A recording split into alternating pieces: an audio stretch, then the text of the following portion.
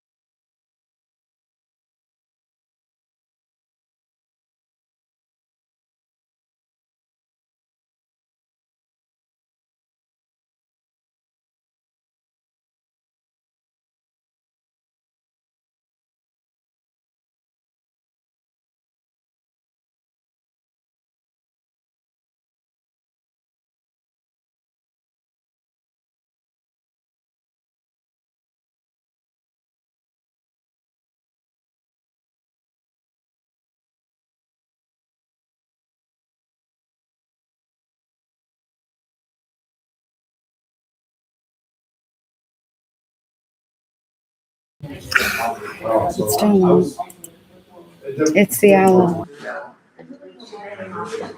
He was even out on, well, that's, I mean, that's a conversation.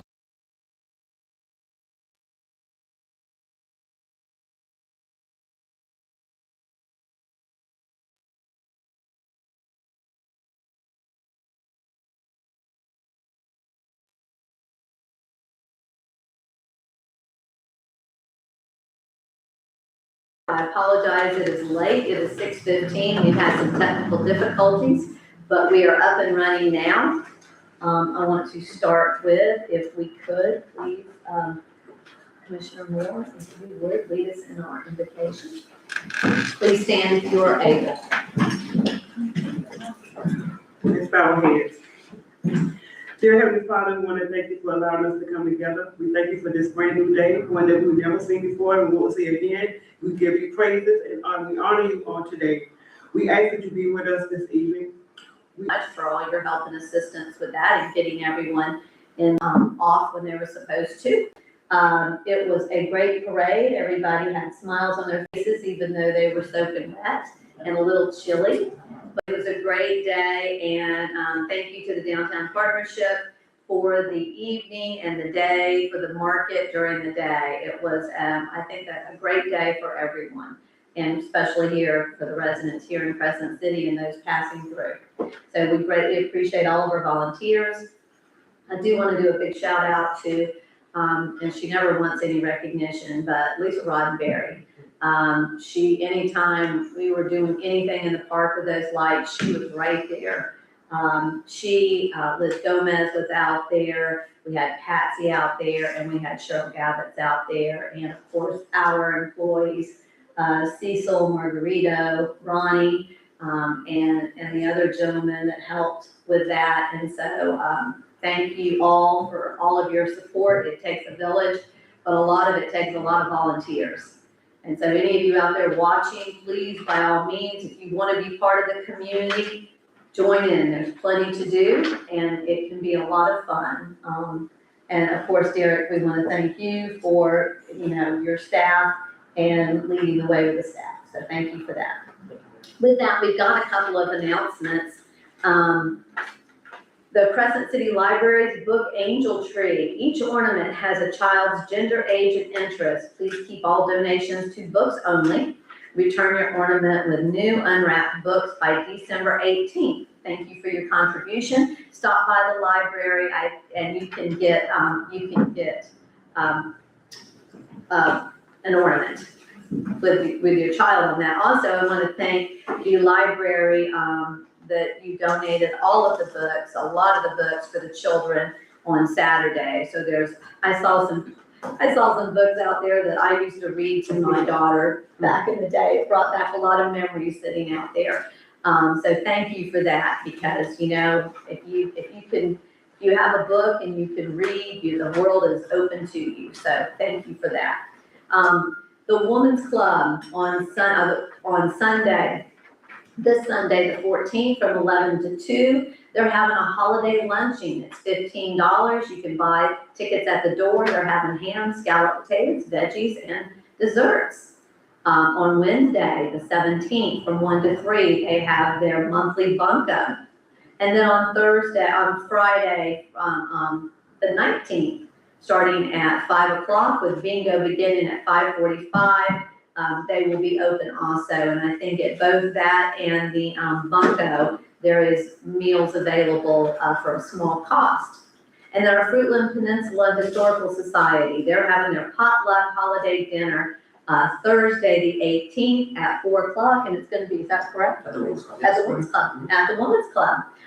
So everybody, that's always a nice feast. So if you can, please stop by. RSVPs, but Okay. those. RSVP, who should they RSVP to? They can send it to me, William Dollery at fphistory.com. Okay, did you get that? RSVP, please. Website. William, or at the website, fphistory.com. fphistory.com. And then Simon, with Simon's House, he reached out, a few days ago, and they would like to do, a food giveaway. They did this in the past. I don't know if any of you remember. They came over here to Market Square and lined up on a Saturday and gave out a tremendous amount of food. And he said he and his staff, would love to come back and do that. And they're looking at Saturday, the 20th. He is going to firm that up so that we can get some notices out to everyone. But he said in this time of the year, it would be, he feels, most helpful for a lot of people. I believe Howard Memorial is doing their Christmas caroling on the 12th. And with that, does anybody have any other? I want to say that January 21st through the 22nd is going to be Rural County Days in Tallahassee with the legislature. Please, if you have the opportunity, come to Tallahassee and show your support. And then February 19th on the 22nd floor, they're going to have Putnam County Days in the Capitol. That is something I believe, I was told Representative Sapp that he has asked that we do something for Putnam County to show the support. And so everybody, I'm hoping that commissioners, if we can, that's February 19th. So getting a hotel this time of the year, but I've said, you know, if we needed to, possibly we could even caravan up there for the day, just so that we can make sure that we show our support. Julianne Young with the county, she is kind of spearheading this. So if you have any questions, by all means, you can reach out to her or you can reach out to Derek. I'm sure Derek can have that information. Does anybody have anything else happening except for, of course, Santa will be coming soon? The week after World Days is the FLC Legislative Action Days. Okay. The 26th, January 26th. Oh, that's January 26th. That's the Florida League of Cities rule, that's their action day, legislative action days. A lot going on. Anything else? Actually, I think our action days. Right. All right, so that's us, yeah, that's us. So I guess with that, we're gonna go ahead and go into our, Celebrate Arbor Day. This is a proclamation that we have, but we do, on behalf of myself and my fellow commissioners, we want to wish everybody a wonderful holiday season. And it's a time to make sure that you hold your friends and your loved ones near and tell everyone just how special they are and take in the season, take it all in, live in the moment. With that, let's go to our City of Crescent City, Florida Proclamation 2025-08. It's Celebrate Arbor Day. Whereas in 1872, J. Sterling Morton proposed to the Nebraska Board of Agriculture that a special day be set aside for the planting of trees. And whereas this holiday, called Arbor Day, was first observed with the planting of more than 1 million trees in Nebraska. And whereas Arbor Day is now observed throughout the nation and the world, and whereas trees can reduce the erosion of our precious topsoil by wind and water, cut heating and cooling costs, moderate the temperature, clean the air, produce life-giving oxygen, and provide habitat for wildlife. And whereas trees are a renewable resource, giving us paper, wood for our homes, fuel for our fires, and countless other wood products. And whereas trees in our city increase property values, enhance the economic vitality of business areas, and beautify our community, and whereas trees, wherever they are planted, are a source of joy and spiritual renewal. Now therefore, I, Michelle Myers, Mayor of the City of Crescent City, do hereby proclaim January 17th, 2026 as Arbor Day in the City of Crescent City. And I urge all citizens to celebrate this day and to support efforts to protect our trees and woodlands. Further, I urge all citizens to plant trees to gladden the heart and promote well-being for this and future generations. Dated this 11th day of December, 2025. Commission, do I have a motion to accept this proclamation? I so move. And a second. Okay, we have a proper motion and a second. Do we have any comments? Any discussion? All in favor, please say aye. Aye. Opposed, nay. Okay, so it looks like further on in the agenda, there is a request for Arbor Day, but I believe this is pretty much it, that it's gonna be January 17th, 2026, is that correct? Yes, because, if you want to have, Chris Edward, the educationist, who is assisting, and you want to have the county forester, and you want to have, Mr. Harris, the county extension agent, that is the only day they're available. And they're pretty much booked for that day. I mean, that's the day they're available to us. I will not be available to read the proclamation that day. I will be, that's always that weekend, we are out of town, with my husband, so, I guess I can just go for it. you can do it for me? I'm both sick. Well, thank you. Okay. So with that, let's move on.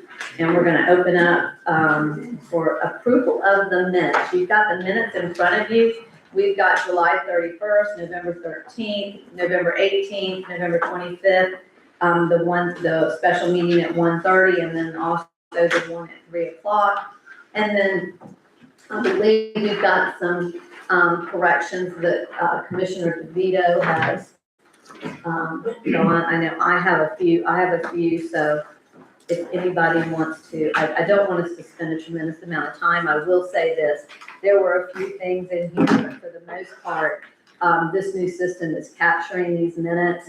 They're doing, one of the best jobs we've had in our minutes. So, with that, we'll start with the July 31st, 2025. I think that, Mayor, I had something for, well, I numbered the pages on the ones I sent out. Essentially, it's the third page for July 31st. If you go to tentative maximum millage rate, where the bullet points are in the second bullet point, it says TPP. I think it would be helpful to spell that out. And as well, the next bullet point, TIF. I think that should, what is TIF? Tax increment financing, right, and TPP is tangible personal personal property. property. Right, and then, I also had some on the next page. Okay, does anybody have anything else on that page? Mine's on the next page. Okay, on the next page, let's go. Okay, this millage is always tricky. Under options considered, where it says maintain current millage, I think that's the place that you would want to say would result of 35,621 reduction in revenue. And then take out the 35,621 on the next line where it says dot rollback rate. And that is really to maintain revenue at current level. Because we weren't trying to raise revenue, we were trying to maintain it at We're the trying current to level. maintain it. Property values increasing themselves is the one that increases that, okay. Commissioners, is everyone in approval of that? That's fine. Okay, I think that, On that same issue, on that same part, I was not the one that made that motion, that was Commissioner DeVito. And then Commissioner Burton actually seconded it. I just watched the video today. okay, I just was surprised that I would dissent from my own motion. yeah. well, I had a question mark for that, so it was, you did not make the motion. I did not think you did. Okay, so that was Tito, and then the second was Burton. And then, Mayor, if I could, under public explanation letter.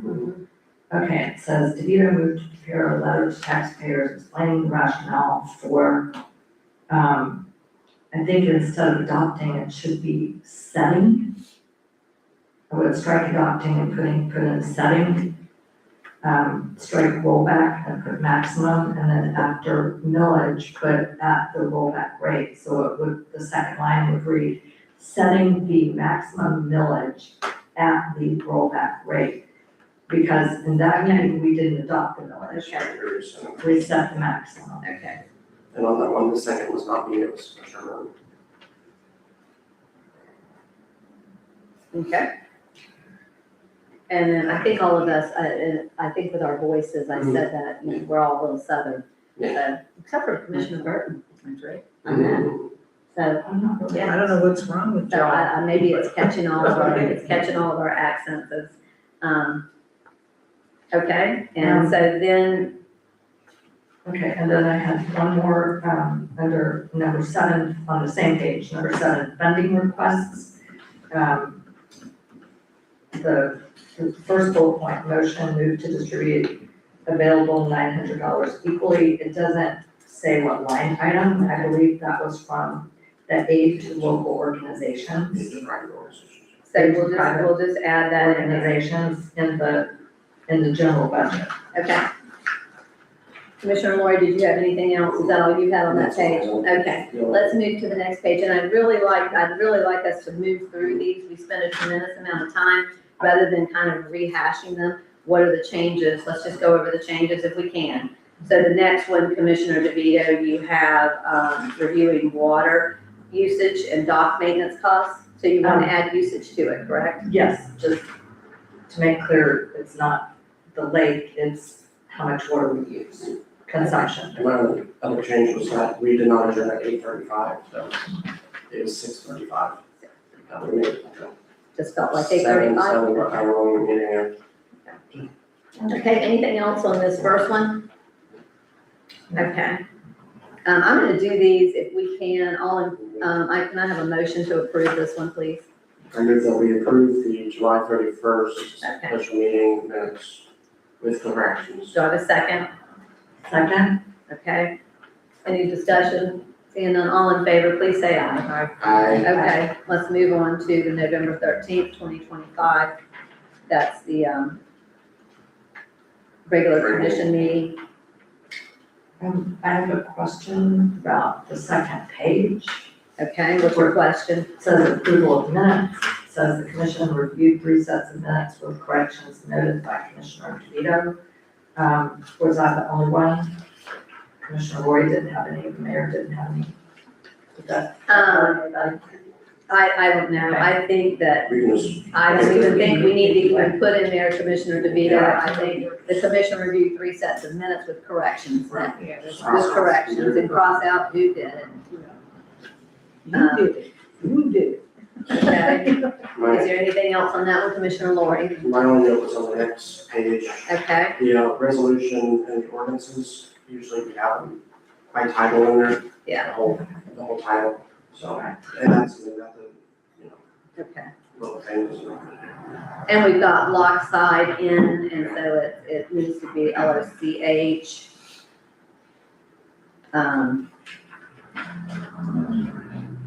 And this one, I do have something down, this one was resolution 2025-07, the maintenance agreement. This said, rather resolution, reauthorizing, should it be reauthorizing the maintenance agreement? Because that's really what we're doing. So I would add, rather than authorizing, reauthorizing the, I'm not sure, it's on the title.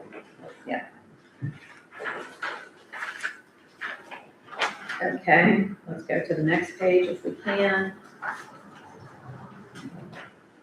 I don't think Commissioner DeVito added in here with a mobile flatbed trailer picking up and dropping off at Eva Lion. I don't know that that's, Well, that was the main part of the event. They didn't really care on the park. that's commissioners, do you want to add that, or are we actually getting, I think that's what it was too. Granular. okay? I think they just asked permission to use the park. Yeah. Should they care on, Okay. Commissioner DeVito, you want to continue with your, Yes, but there's rationale. My concern all along was that we were giving them permission to use the park, that they were actually using the street, and there are liability issues. So this comes up next year. I wanted it to be clear what had taken place, because sometimes. so what if we They just put in there next year. using a mobile flatbed trailer? Sure. Is everyone okay with that?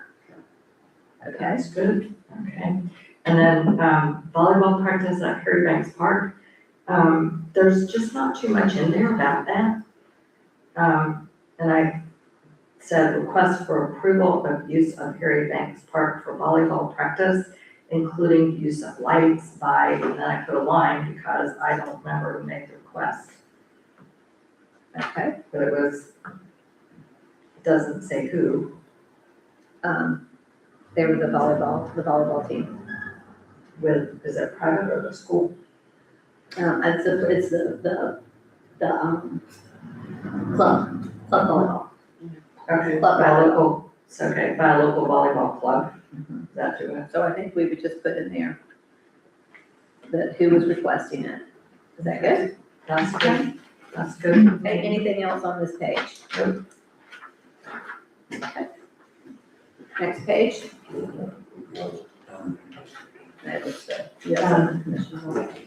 Page 5. Yep. Yes, top of page, that was Fletcher Dock additional funding.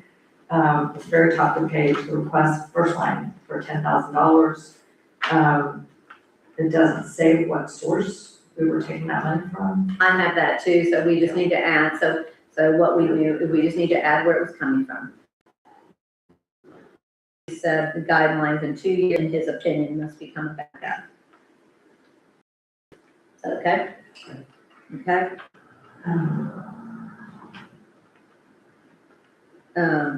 Well, it's funny, I did not write anything here, Mayor, but, I did think that what Chief really did was he really recommended that we begin the process of purchasing a truck now. He had that specific recommendation, we didn't accept it, but Chief Razor recommended that we purchase an available truck or begin the process to purchase an available truck. okay. So how do you, so what do you want to add, what language do you want to use? Give me I some would just verbiage. say, at the end, Chief Razor made a recommendation that the city begin the process now to purchase an available truck. Okay. And then obviously it says, what we. Okay, yep. Okay, anything else on this one? The only other thing I think a correction is FPL would cover lighting costs. FPL would cover lighting installation, not the cost of the lighting. The city would pay for the directional drilling. The overall improvement cost would be included on a monthly basis in the energy bill. If everyone's okay with that. Okay, let's go to the next page. I have something under You have something under the city manager evaluation schedule. scheduling, right.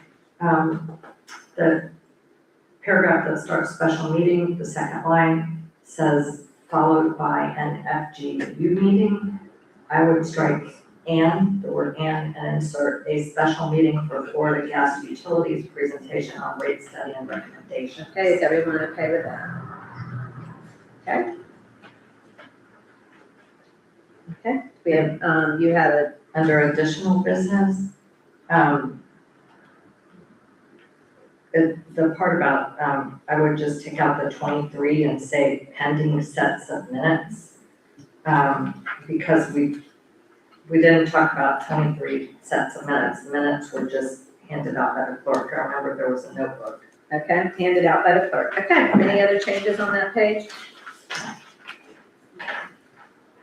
I'm gonna go ahead and I will entertain a motion. I move that we approve the November 13th regular meeting minutes with corrections. Okay, Second, I have a proper motion and a second. All in favor, please say aye. Aye. Opposed, nay. Okay, so moved. Let's go on to our November 18th, 2025, the 1:30 p.m. meeting. Commissioner Vito, you had nothing on the first page. Anybody have anything on the first page? Okay, let's go to the second page.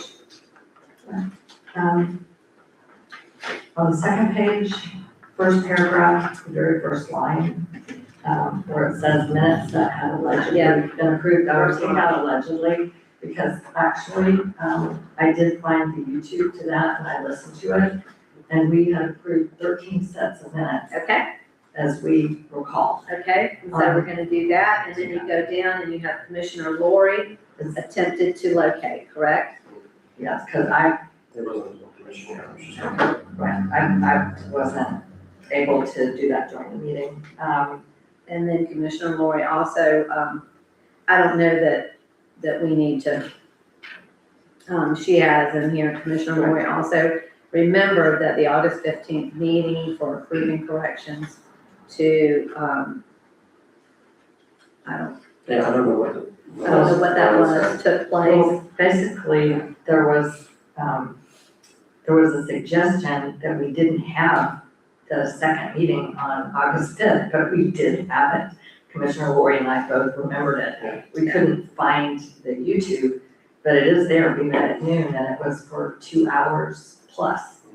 Because I looked at the time on it, so I don't know, just some clarification. I mean, Commissioner Lori did recall the meeting, and actually, Mayor, I think you did as well, didn't you?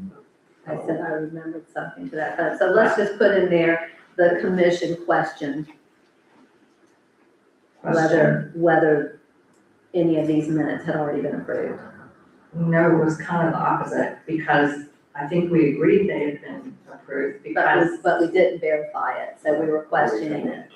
well, But then you moved to And give me some verbiage, I need some I have verbiage. something you need to add. I would just leave it alone. Okay, then leave it, okay, then leave it off. Leave it alone, and, because then motion to rescind previous approvals, I think we were pretty convinced we did prior Okay, approved, so I have Commissioner of Vito. minutes. Right, move to rescind previous approval of minutes for the following meetings, and then they are listed. Okay, is there anything else? Nope. On this page? Okay, second page, Commissioner DeVito, you wanted to put in there, a set of, down there clarifications for accuracy for new Sonicare. Right, that was what we removed. Commissioners providing What we corrections reviewed for about the accuracy. new sun there, right? Okay. Anything else on that page? No, yeah. The ordinance 25-07 down there with Commissioner DeVito, opposed. I don't know if we want to put opposed is good, okay. Let's go to the next page. Are you saying we're changing that? Nope. Okay. And this is a reversal, so it should have been, That's fine. the women's club, I have that on mine too. Okay, So it should have been, correcting women's plural to woman's club. So it's just a, it's just reversed, and It's I'm sure reversed. it happens every day. okay, do we have anything else on that page? I do not. Seeing nothing on that page, what about the next page?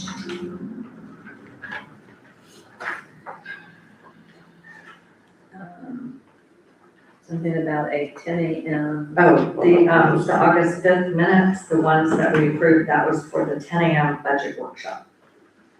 Because there were two separate, events. I guess the first one was at 10 a.m., that was a budget workshop, that was the YouTube one that we identified, and then, just disregarded the rest of it, because this is just a list of minutes that we Okay. approved. Anything else on that page? If nothing, let's move to the next page.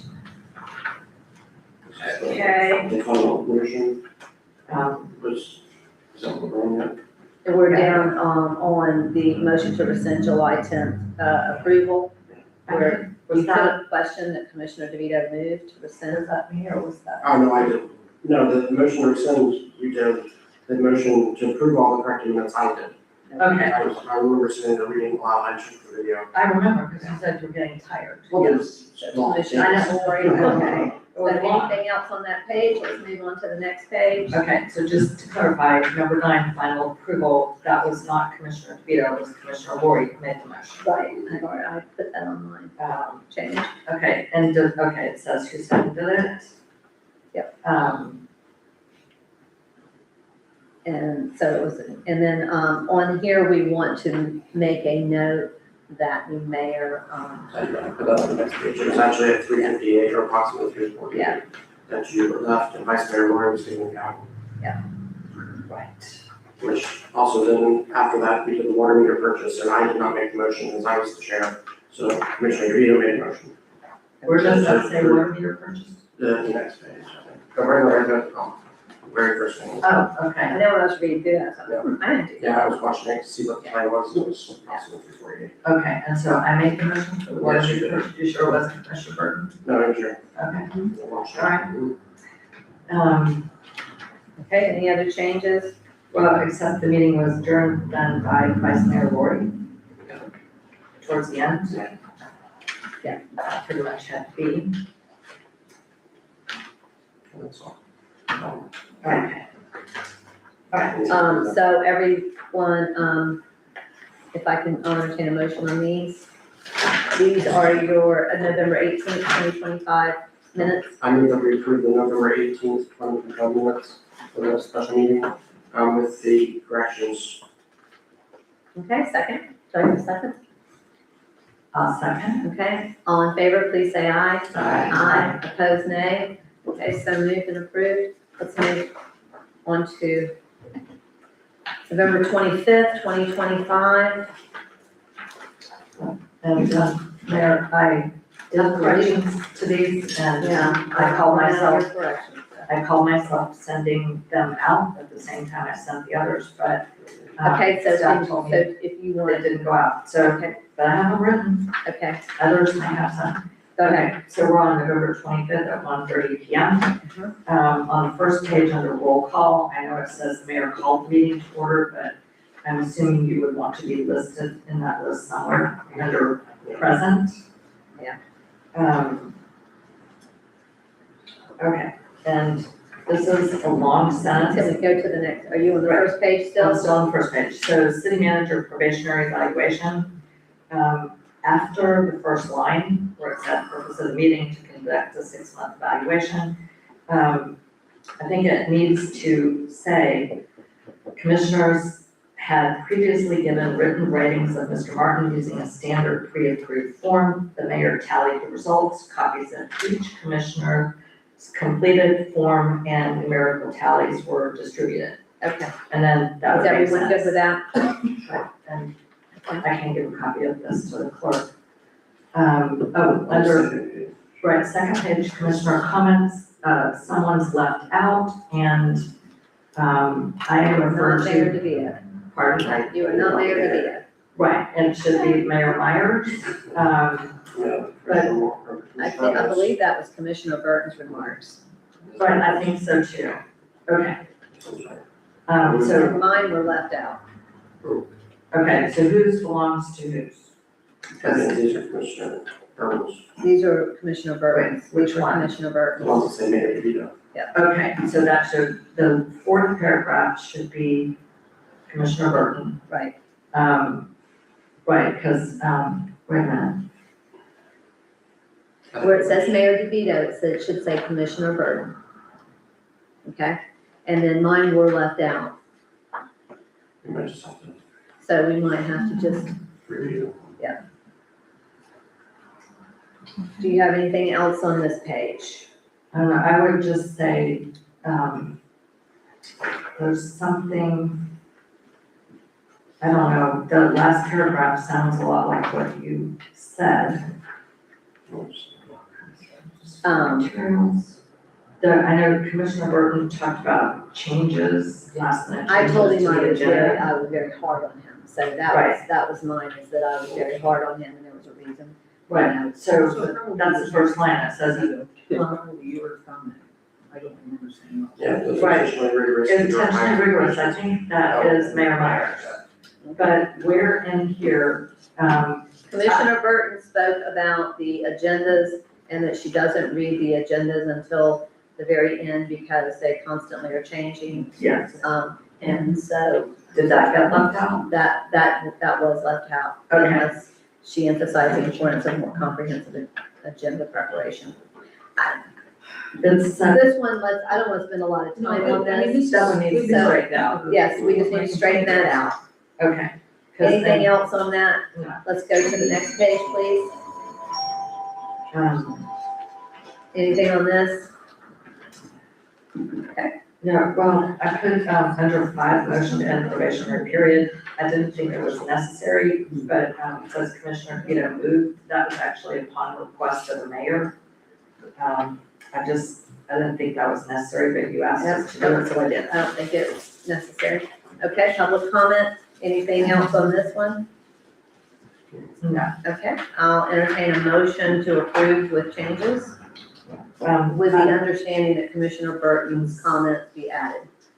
Yes, so I move that we approve the minutes of November 25th, 2025, that was held at 1:30 PM, with the changes noted and making sure that the comments of Commissioner Burton be included with the others in the city manager evaluation. Okay, do I have a second, please? Second. Okay, we have a proper motion and a second. All in favor, please say aye. Aye. All opposed, nay. Okay, so moved and approved. Let's go on to our November 25th, 3 PM. This is the last set of minutes. Yes. See if we can, My note is on the second page, Fruitland is left out. anytime there's a Peninsula Historical Society, Fruitland needs to be added. I have that in mind as well. Also, County Commissioner J.R. Newbold, it should be county. So anything else on this one? Yes, under motion, What is the your first change? line, proposed wording and sponsorship in principle, because I made it very clear that I was not moving to Okay, so sponsor anything. what language do you want? After sponsorship, add the words in principle, sponsorship in principle, And not spirit. or spirit, either. It's in spirit right now. Well, this is under the discussion, it doesn't say about the motion. Oh, Should say it in motion, because I made it very clear I wasn't requesting funding. Then also under, Florida gas utility presentation, the second line, at the June 11, 2025 meeting, the city decided to retain, after retain, should say ownership of, and then after the word the, and before system, it should say CCNG or Crescent City Natural Gas. So it would read, the city decided to retain ownership of the CCNG system. I don't think that we actually decided that. I think that it was discussed, and that's why we asked them to come back to us with some recommendations as to how we could make it if we decided to keep it. So I put on there that it was discussed to retain the system and pursuing a two-phase sustainability plan. Okay, So I think we need some verification on that because I don't recall, otherwise there would have been a motion. Okay, So Mayor, we'll have to look at that, yes. okay, so if you're in agreement and the rest of the commission is, instead of decided, the city discussed retain, Discuss retaining. yes, ownership of the CCNG system and pursue a two-step, Yes, two-phase sustainability plan. everyone's okay with that. Can we go on to the second page, the next page?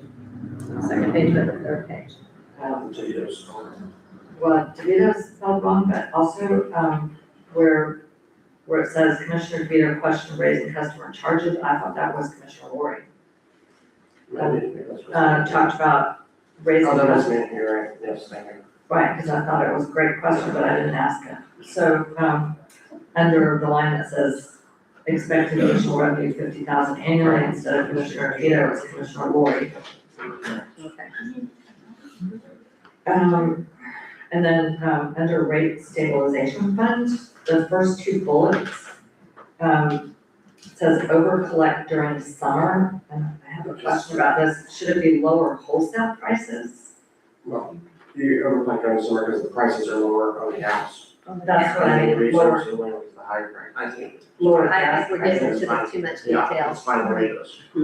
Well, we can get ourselves in trouble with that. So, Okay, but without it, I think it's confusing, but anyway. next page. Mayor Miners expressed the concern of long-term financial struggles. Yes, So we need to change that. And Sure. also, I believe I asked Katie to do, to research the impact that sale would have on any of our grants. Mhm. So that needed to be added. Okay? Investigative report presentation, do we have anything else? Do you have anything else, Commissioner DeVito, that you were adding there? Yes, just on the second line where it says city clerk's office, I would take out the word office and insert complaint against a city commissioner. It's not, we don't really have an office. But up on, going back up to the gas, the top of the page, the second paragraph at the top of the page, the second sentence where it says Ms. Hall estimated the current sale would be a distressed sale at roughly 500,000. Hold on just a second, but with grant funded improvements, I would insert the words, the value of the Crescent City natural gas system could reach 3 to 5 million. I think it would be, How about with grant funded improvements, the value could reach? yes, the value could reach, right. And then instead of, or above that, instead of roughly, at a current value of approximately. That's, she said that would be the current value. Well, that was her, And I just wanted to make it clear that she was saying that would be the current value. that's not the valuation, that's what she said roughly, that it could possibly be roughly, I think we, Okay, that's fine. yeah, because that's, Okay, scratch because that. if there's concern back and forth that it's worth more than that. But that's where she was thinking it could start, so, Okay, that's fine. okay? All Do we have right. anything else? Does anyone have anything on page, what page, page 5, Commissioner Lori, does that, the interim clerk coverage motion, blah, blah, does that look okay to you? Looks good? Okay. Okay, next page. That's gonna be this 11th day, if we can get through it, the 11th day of December 2025. So with that, I'll entertain a motion for approval on these minutes for the November 25th, 2025 special meeting. I move that we approve the November 25th, 2025 special meeting minutes with the corrections. Okay, do I have a second? A second. But, I just have one question, okay, I think we need to, if Commissioner Lori could make clear that it's November 25th, 3 PM special meeting, because we had 2 special meetings that day. Okay, so November 25th, 3 PM, special meeting. Yes. So we You good with that, with your second? Okay, I second. Okay, all in favor, please say aye. Aye. Opposed, nay. Okay, so moved and approved. At this time, I'm gonna go ahead and we're gonna open up for public comment. These are topics that are not already listed on the agenda that will be heard at this time. Comments regarding public hearing topics will be heard during the public hearing session. Comments regarding business items will be heard during the business item section. Speakers are limited to 3 minutes. If you wish to speak, please come forward, state your name and your address if you will. I currently don't have any speaker cards, so I don't know that anybody is there to speak under public comment, but please come forward if you just have not filled out your speaker card. Seeing no one come forward, I'm gonna close public comment. And with that, we go to, we do not have a presentation tonight. Commissioners, I do want to ask you, our Park Warner, and I know you saw them in the parade, our team, they won their championship. They did not win the Super Bowl, but they won the championship, which is a huge, huge accomplishment. And I've talked to, the heads of it about possibly bringing the team in and just recognizing them. So at the January meeting, and they said they would be okay if the commission is okay with that. I think that would be a good thing. It's a big achievement for them and for their parents and the coaches. They've worked hard for that. So, okay, with that, I'm gonna turn it over to Major Ustry. Thank you, Major, with the Sheriff's Office. This is for our Sheriff's Office report for the November 2025. Good evening, everyone. We'll go right into the report and I'll answer any questions, or if you have anything else from me, we'll get into that. This page usually displays what we have for our criminal activity in Crescent City, and those are those specific crimes that I spoke of that we monitor, which is violent crimes and non-violent crimes, specifically property crimes that we monitor, and I'll show you what those are here in just a second. I didn't have anything for traffic activity as far as traffic crashes on the main thoroughfares of Crescent City, so I found this one and I thought it was very interesting. This was actually just a parking lot vendor. Our guys ended up locating the gentleman out into the county and ended up arresting him for driving without a valid driver's license, leaving the scene of an accident with property damage and obviously DUI here, so it was a very good investigation for those guys. Here's our general activities, calls for service. I don't know what happened with the traffic stops. They did way down for some reason. I'll have to look into that.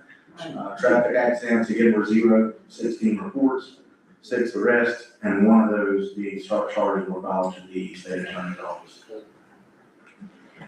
Here's those crimes that we monitor. It's robbery, burglary, vehicle theft, theft in general, aggravated assault. That's the ones we feel like that we can make a difference in, and we just didn't have anything to report this month. Well, fortunately. Major Osry, Commissioner Lori asked, is 811 North Summit, is that the Save-A-Lot parking lot? Either Save-A-Lot or the, I thought when Dixie was either at Save-A-Lot 1,000. or the Dollar General. I can't recall. I believe that's the Dollar General. Is it Dollar General? Yeah. Okay, I believe so. one of the With two, that being it's said, one of the two. yes, We know it's on this side of the road, it is on the west side of the road. yes, ma'am. Okay, do we have any questions of Major Osry? I did have a question from someone who lives down here in 3Bs.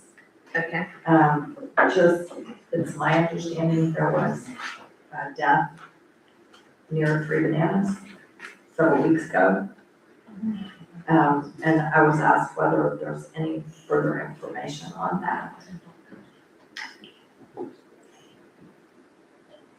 I don't know what the status of that case is right now, but there was a death investigation at the boat ramp, and if you will give me just a minute to, well, I don't have my computer, let me make a text message real quick, and I can give you that information. Can we move on, let me get that information? Absolutely, but also wanted to ask just for clarification, this came from someone who lives in the area and was very nearby. If any of the neighbors want more information, should they contact you directly? They can contact the sheriff's office in general, but yes, I would be much obliged to answer any questions that they have. Okay, but then later, I don't need it now, but, Yes, ma'am, there's no threat to the public or anything like that, just the cause of death, I have to and a lot of the revert to residents. my phone with my colleagues, unfortunately, because I don't know the status of it right now. I'm pretty sure it's closed, but I don't want to be certain. okay, thank you. And I think a lot of the immediate residents were they were outside too, they were standing outside unfortunately. Unfortunately, it's the holidays, and so there's certain situations that I don't, Okay, care to see. We'll talk about that in just a anything second. else, from Major Osry? He's left with the doctor's office, so I think 4 days.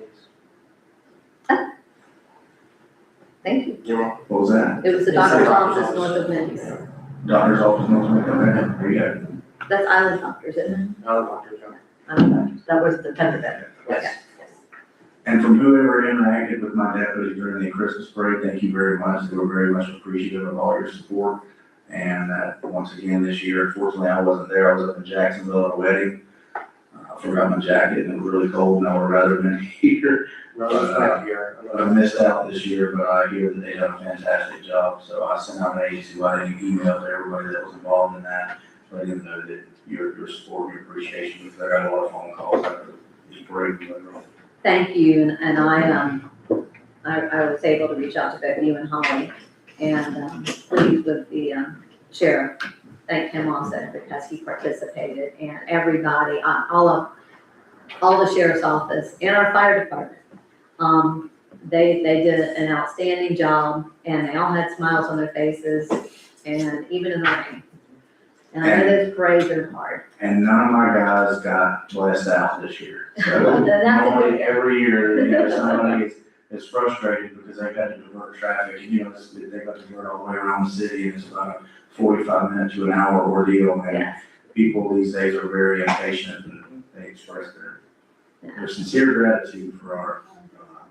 They were right there when we needed them. They did a great job, and again, everything on Saturday went off without incident, and we were very blessed. The sheriff had that SWAT vehicle too, so. He did, and so he came, he headed back in the northbound lane. So I don't think anybody was gonna mess with that, so we greatly appreciate that Thank you. and all that you do. Commissioner DeVito, did you want him to, look that up and give a report later in the meeting? Later in the meeting. Okay, thank you. Just give me just a moment. With that, if we have nothing else, Thank you. okay. At this time, I'm gonna go ahead and I'm gonna recess our current meeting, and open up our CRA meeting for our Community Redevelopment Agency. I'm gonna turn it over to you. It looks like we've got the quarterly report and request for payment from the Crescent City Downtown Yes, ma'am. Partnership. Yes, ma'am, thank you. Tim Jefferson, if you could come up, please. He's come to present for you all tonight, for request. And First of all, I have a new financial for everyone. Okay, would you please hand that out to everyone? Thank you. thank you, sir.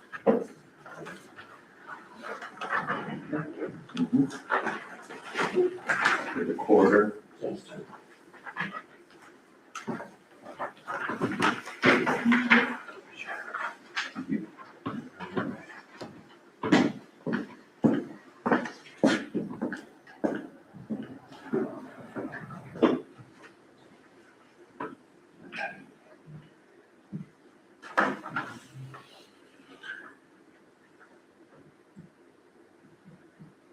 Give us just a second to look this over.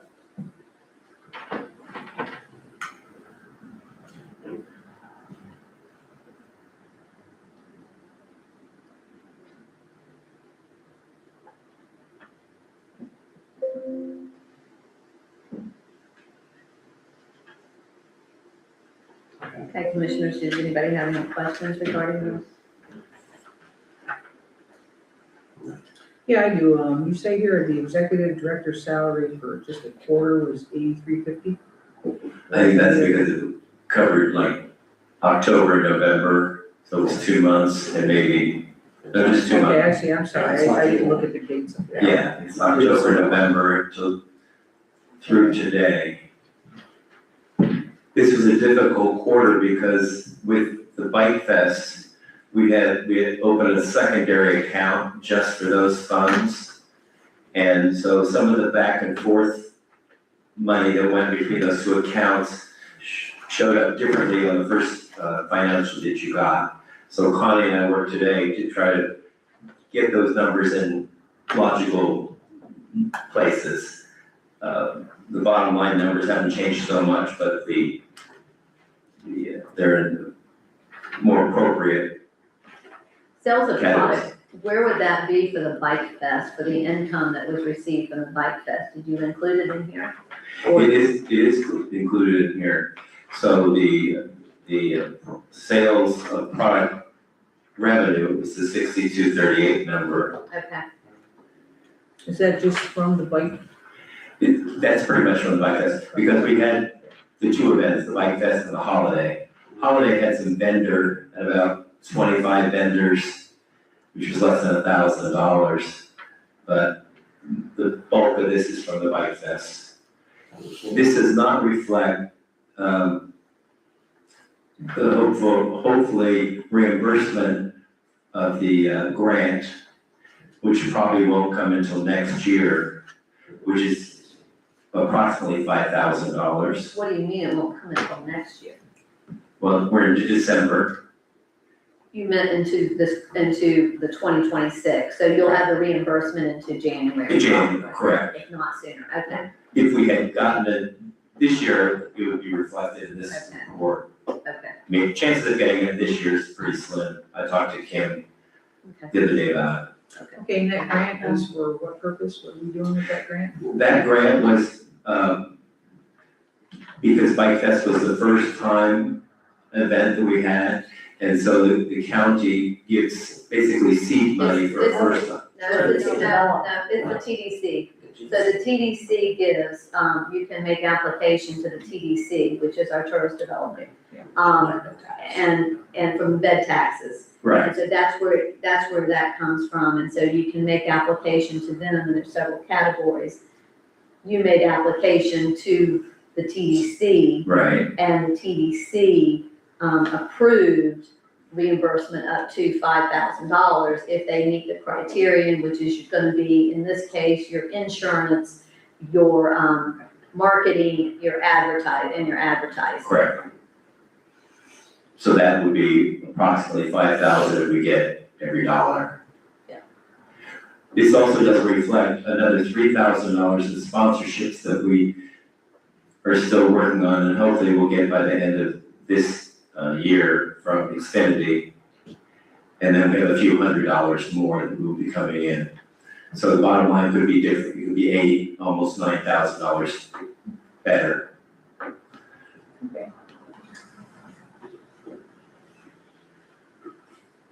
Do we have any? Okay, so I have one more question, I guess, and then, Pull your mic down. I know that, Pull your mic down. oh, I'm sorry, I have one more question, and then we can kind of move on, I guess. But we're looking at, Or respond to it. okay, so we're looking at, a salary for our executive director of $50,000 a year in increments of $12,500 every quarter, correct? Yes, Okay, so that amount is due. Now, the CRA, that comes out of CRA money. I just want somebody to explain to me why that comes out of CRA money. Is CRA money, why does that come out of CRA money? Isn't CRA money meant to help improve the city? No, I'm just asking. Yes, and that's where this, because the Crescent City Downtown Partnership is located within that central CRA. So it's coming out of the central CRA money, Okay, so when you which say, is to encourage economic vitality and meets part of the 4 points that the Main Street program is supposed to do. because I've had a lot of people ask me, you know, and I know you think it's me coming in, it's not. I know he asked me to take my products out, and he thought I was all upset, but I wasn't. It was just that it took you a long time to refill the window, okay? The window was empty for a long time, but that's neither here nor there. You know, $50,000, are you appraised by, who appraises the job that you do, Tim? Who says Tim is worth $50,000 every year? Who says that? well, I get evaluations, but Okay, evaluations, right? And who gives you those evaluations? the executive board, And, okay, so let me ask the commission, why are we not part of that? We are actually handing them the money, correct? Why are we not part of, why do we not see that evaluation? The city manager is one of the representatives of the board of directors. So it's not really the executive board, it's the entire board. So I believe the executive board gives you your evaluation and the board approves the evaluation, that's how it should, is that correct? yeah. So, and, the city manager as part of the board, he is a member of the board. Correct? Mayor? Yeah. If I could, the arrangement we have is, and I believe we're required to do, is we have a contract with the Main Street organization. So we have a contract with them. We do, but it's not a requirement, it's not a requirement, because there are some communities that the city does not sponsor, it's not a requirement. What they have a requirement of is based on the population that we have here. Yes. That they can either have a full-time, but they also can have a part-time. Yes. So they have the opportunity to have a part-time if needed. According to the state with Main Street, they will allow that. But it was when we when they decided, Main Street decided they were ready to be independent, which is what we were really striving for. Commissioners, correct me if I'm wrong, they were striving to be independent and not under basically the city. Because before it was, Christina Marie, she was the executive director and also our CRA, direct manager. Okay. And so we split it with her, and so when we did that, there was an agreement that we would fund the salary for, and basically, I think it was determined that that position should be a full-time position based on the amount of time at that time that was being given to it, because at that time, we had quite a few festivals, and not festivals, but events that they had going on, and it was pretty much a full-time plus job. So that's when they broke away and went to their own location, and we said that we would support them, continue to support them, because it does make a difference in the communities when you see that the city support is behind Main Street, as opposed to not being behind them. Yeah, no, I think I understand all that. Okay, so Mayor, I had kind of another Yes. point that I wanted to raise. And just, I mean, technically to me, if we are funding the executive director's salary, then to me, they're not altogether independent. But it's, my recollection is that our memorandum of understanding basically says that we will provide the funding as long as they pursue the 4-point approach. So in terms of, to me, what I think is important for us to receive in the future, particularly for the next quarter, is not just a list of activities, but what they are doing in each of the 4 points. And it's been, can't really read these, there's creating an inviting, inclusive atmosphere, celebrate historic character, that's design, foster accessible, people-centered public spaces. Then there's economic vitality, there's criteria for that, such as cultivate a strong entrepreneurship ecosystem. There's organization, build leadership and strong organizational capacity, promotion, market the district's defining assets. I think it would be helpful if they would explain to us, because that is in our agreement, our memorandum of understanding, how they are progressing with each of those 4 points. I think that is a substantive. That's a legitimate request. Right, a substantive issue, because we want them to grow, and according to the Main Street criteria, they will be most likely to be successful if they will do those 4 points, but we are not really getting a full an explanation of that. I think that's maybe part of my question as well. Okay. Why we're missing some stuff here. Right, so, and for example, historic preservation, that's the character of the central district. I think I would like to know more about what they're doing to address that, and as well, the strong entrepreneurship ecosystem, if they could articulate that for us and explain the progress in those 4 areas. So, I don't know about the rest of the commission, but I think that would be very helpful to see in the next quarterly report. I could address a couple of those points now, if you like. You're welcome to. Okay. Well, as far as the entrepreneurial, we've incubated 2 small businesses in the last quarter. The pastries, unfortunately, neither have worked out as we wish, but at least we're making an effort to find small businesses that are local and give them the opportunity to have a storefront and see what it would be like on a day-to-day basis. A lot of the effort in this quarter has been working with the CRA to, and I think you got this report here, the CRA projects that the partnership's been helping with, which of course is the building we're in with the awnings and the painting and so forth of that building. But we're working with the building here, the People's Bank, 338 Central, he put in an application, which will be coming in the next couple of months about some improvements there, as well as the Chevron station here in Old Chevron, the two South Summit, working with that property owner to determine what needs to happen to that property so that it can become rentable. Also working with a property owner right across the street for a possible facade grant and having that look better, but also putting in a business in that location. And the last one is the Cricket Building, 14 North Central.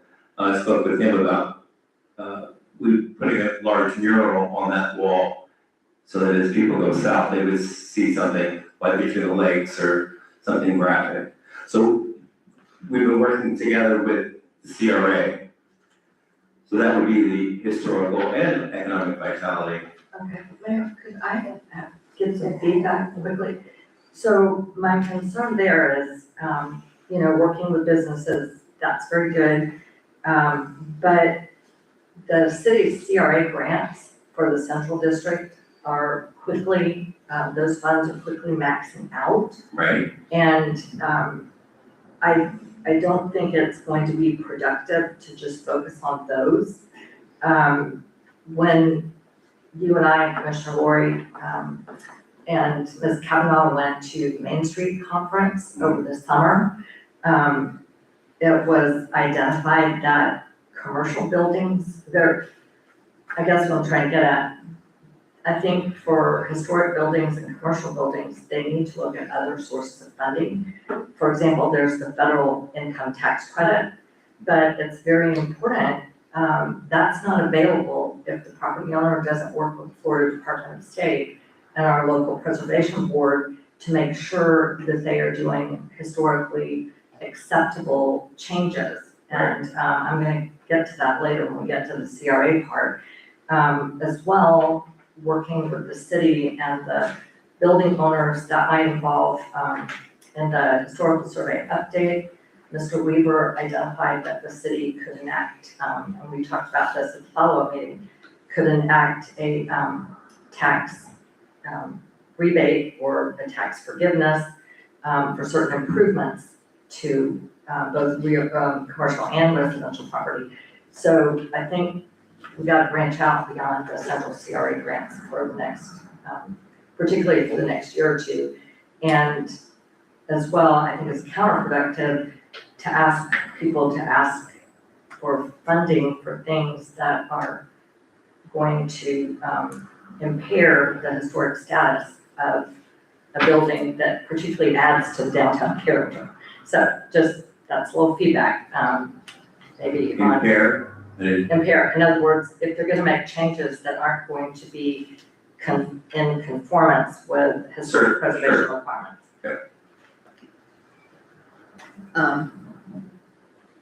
Okay, do you have anything further that you can? No. So I'm looking at first off, if this was where the accounting is, and then I'm looking at what your calendar of events, I have some concern about the funding, because you have a note to pay every month on the building that you're in. Right. Okay, those funds will be eaten up pretty quickly between electricity, water, everything that is part of that. And so I would like to know, because I've gotten some feedback from businesses and also people in the community about the sponsorship, that everybody's trying to drink out of the same trough. And it's pretty dry right now. And that when they try to go get the sponsors, the Crescent City Downtown Partnership has already gotten those sponsors, and the sponsors feel like they have already funded those events because they gave to the Crescent City Downtown Partnership. So please tell me, because when I'm looking at this, and I know you've said over and over again, you're not an event group, that's not your, however, I do know that here in Crescent City, that has made the biggest difference, because we haven't had anything in a very long time. When the partnership came on board, they started having these events and bringing people together. And it was very well received. And so while you say you're not an event organization, I do believe that the events add a tremendous amount to this Certainly. downtown area and to Certainly. the community. So when I'm looking at this, please tell me what, where you're looking to, number one, bring in more revenue, because you've got to bring in more revenue from a practice. And also when Catherine Beck came in and met, she said that it needs to have more family-oriented functions. And I really don't see much change here that's going to bring the children, because she said if you have something that involving the students, the children, it's going to involve the parents as well, and that's going to be an opportunity to bring more people in. So tell me two parts with that. We started with sponsorship. Of course, I came in February I and understand, the work plan had already been planned out. but this is a new work plan. Right, but traditionally the partnership has done a campaign from January to March for the sponsors. That happened again this year, and then a little bit towards the end.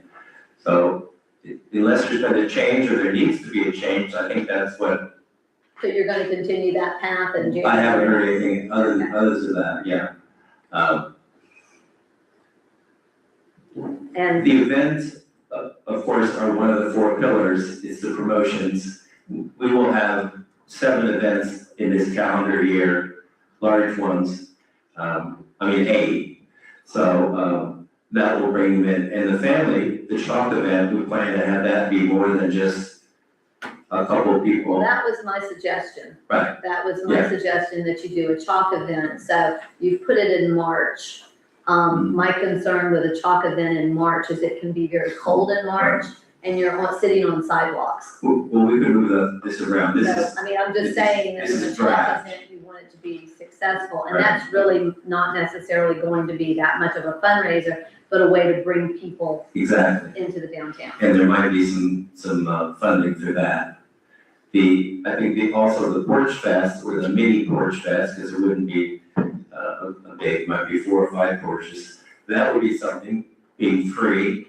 We're hoping that people will bring their lawn chairs and sit in front of the porches and so forth. So that's another one. Red, White, and Blue, of course, is a family event,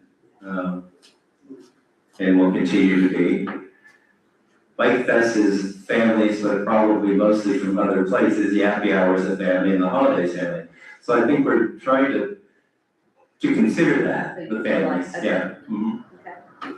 So from raising money though, and you feel like you're gonna be able to raise enough through January through March to cover all of your expenses? Well, when we do the final tally, 2025 sponsorship was just about half of what it was the year before. So we've been able to work with less sponsorship in 25 and more expenses. And I think we're gonna finish the year about the same place as we did last year. About $13,500 will be left in the account going into 26. Okay. But in 26, you've taken on, But 25, they took it on too. I when mean, did you take on both sides in 2025? in May, In May, okay. so Here, half of it, January, February, March, Okay. April, and then May was the full amount.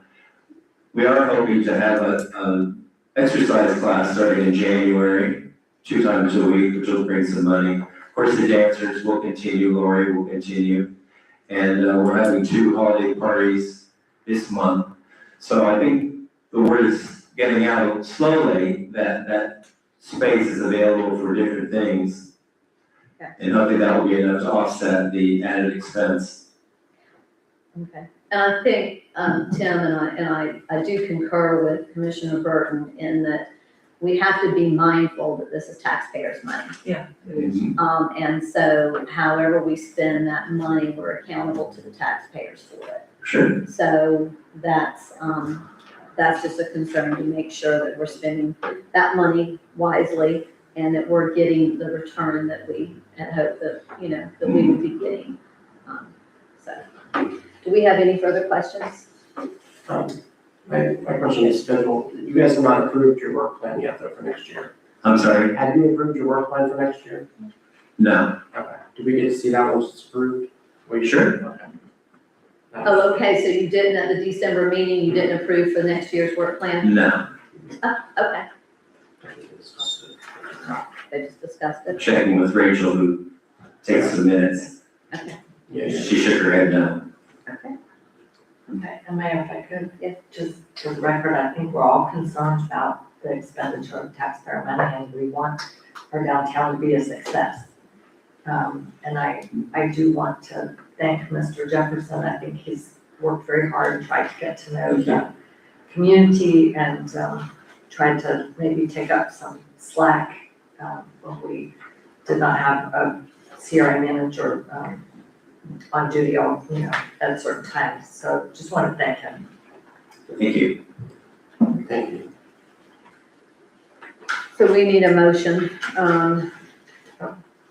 They're requesting the quarterly payment, is that correct? yep, for the 12,500 for the first quarter of 2026. I move that we approve the payment of $12,500 to the Crescent City Downtown Partnership according to our memorandum of understanding to be paid from the Central CRA line item. I'll second that. We have a motion and a second. Do we have any further discussion? This gets done every quarter, correct? Yeah. Yeah. Every quarter they come and request this. Okay. The one thing, as part of the discussion, I would like to see, and as we go forward to request that the office is, or the building is, that there's more presence, that there's more presence. And I know that's something that we talked about with Catherine Beck also, and that's a concern.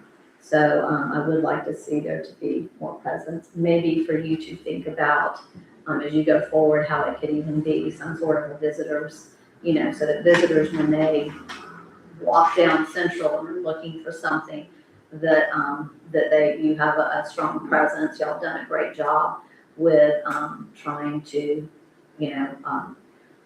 liven up that area, that block especially, so I'd just like to see that. I agree with her, one thing that's really lacking, I go to a lot of Main Street type cities. I love them, and the first place I always go is to the visitor center. Always go to the visitor center, I can pick up pamphlets, I can see where I'm going, pick up maps. And that's one thing that you guys really should consider doing, I think, trying to get that going. I think it would really help. So, it's an idea. There's no further discussion, anything else? I'm gonna ask, Madam Clerk, could you roll call for us, please? Commissioner Burton, Aye. Commissioner Moore, Aye. Commissioner Woody, Aye. Commissioner DeVito, Aye. Mayor Myers. Aye. Okay, so approved, thank you. Grant requests and applications, it's my understanding that the city manager, you've asked, for us to table this at this time? Yes, ma'am. Okay, so can I get, I move that we table the CRA grant requests until next month. till the next meeting? Do we have a, second? I'll second. We have a proper motion and a second, any discussion? The one thing I do want to say is that, we started this, and I'm not sure why we got off track, but I think that we should consider, the commission, we should consider that these grants are done on, really more of, at least an annual basis. You could do them on a secondary, after the fact, if something was not to come forward and we had monies available. But then we did this before, and if you'll remember, we were all on golf carts and we went around town and looked at the properties, and then we ranked them based on that. And I think that in fairness to, there's quite a few property owners, and I remember Christina and I went out to all the businesses that were in the CRA and we handed them a flyer. We had a kind of an overview that Charles Rudd held in the evening for business owners to come in and understand how to apply for these grants and what's eligible, what's not eligible. And I think that was very beneficial. And maybe we should consider going back to that with these grant applications. We don't have a lot of money in the central. We don't have a lot of money in the south CRA. So there could be a lot of competition. There could be some competition there. And I think in fairness to everyone who might not be aware that there is a grant program, that this might be an opportunity. I know commissioners, how do you feel about that? And I don't know if you recall that we did that and kind of decided that that would be the best, so that, and then we could, and then there were different portions, if you remember that, you know, some had several different things they wanted, and we could determine, well, we'll do this, but we couldn't do this. And so I just think that as we go forward, in fairness to all of our property owners, and really to us, because it just makes it easier, I think, and fair. Mayor, Yeah. if I could say something, I'm glad you brought that up. It's my understanding that Christina, for this year, sent letters to all the property owners. But a couple of things occurred to me. You are absolutely correct. There's not a lot of money for grants in the central CRA. And I think we are, by taking them as they come in, we're not necessarily prioritizing our criteria to essentially do the most improvement, to raise, to eliminate blight and raise the I guess, the ability for buildings to be occupied by businesses, to build them out. And as well, I don't think either our staff or the commission or the business owners understand all of our criteria, especially the ones for the historic buildings. And then finally, I had suggested earlier this year that we consider making the grant program, loan program for Central CRA to make the money go farther. And I have not been able to find the loan programs that I saw last year. And I think Christina's not here now, correct? Is that correct? Correct. Okay, so the other option to find out about loan programs, because I know they're there, is to put the question out on the FRA weekly question website. And I would do my best to remember to do that. You can go on the FRA weekly newsletter, or whatever it is, and put a question, because that would definitely stretch our money. Excuse me, could I say something? Yes. At the last Main Street conference, which was in Plant City in, I think, September, they talked about vacancies in looking at the grid of vacancies that a city might have, like ours. And they said it's good to have one point to be the catalyst to hopefully spread it. I myself picked this corner right here because with the improvement of this building and the wonderful brick traditional across the street and the market square, that seemed the logical corner to work on. And so for the last few months, I've been trying to work with Ms. Patel, and she's coming next week with her daughter. And so this is the only real stop sign. So people, either they fly by or they stop here, they go look around. And if they see some change right at this intersection, that could be the catalyst. Thank you for that input. Okay, well, I currently have a motion to table these grants, until the next meeting. I have a second. So if there's no further discussion, Madam Clerk. Commissioner DeVito, Aye. Commissioner Lori, Aye. Commissioner Moore, Aye. Commissioner Burton, Aye. Mayor Myers. Aye. Okay, so table, that's something that we need to, before you, since we've tabled them to the next meeting, if this is something that we want to look at doing. I don't want to give them false hope, those grant applicants. So commission, don't know if this is something we want to consider or, Well, I think we ought to go and do just what you said, go and take a look at what we're looking at and what we're trying to do. But we also need all the quotes that we say 3 quotes, not 1. I guess all the windows now in Crescent City are historic. I don't necessarily agree with that, but these are things that we have to look at and make sure of before we start giving, money out. So, I'm just saying, I haven't looked at it all, so I'm not sure of any of it, and of course, I'm a person, I remember when we did this building over here, I forget who owned it, but, that was Alan's building.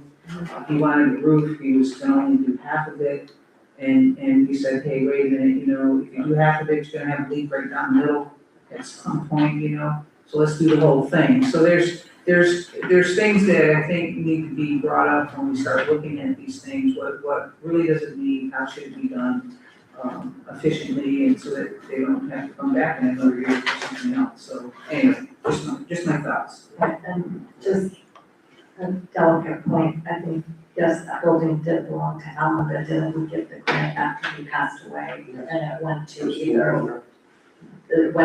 owner, he had passed away, yeah. And that was actually off the funds, that was not CRA money. that was Second round. but it was still through our grant program. We just used the ARPA funds for that portion of it. So it was still, but it was a good example in that they split with us 50-50 on that one.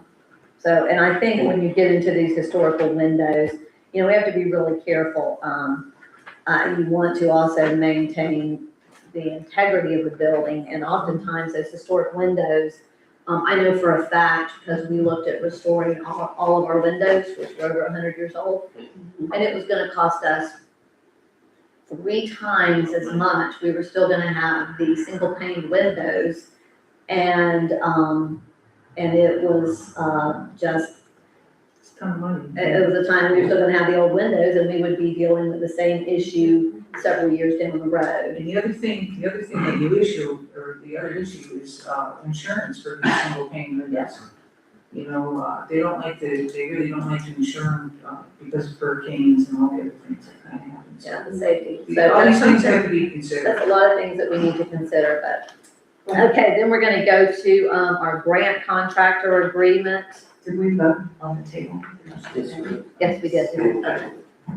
We tabled it. So then we've got the grant contractor agreement that, Mr. Martin has proposed for us. I don't know if everybody's had a chance to review this. I have a couple of suggestions. I don't know if anybody, has any comments on this. There, I just have one, Okay. or maybe others, but on the first page, item number 4, third line, vetted is not really a word, it's reviewed. Vetted is kind of slang. So I would say properly reviewed, Okay. or just reviewed. Okay. And then I have a question.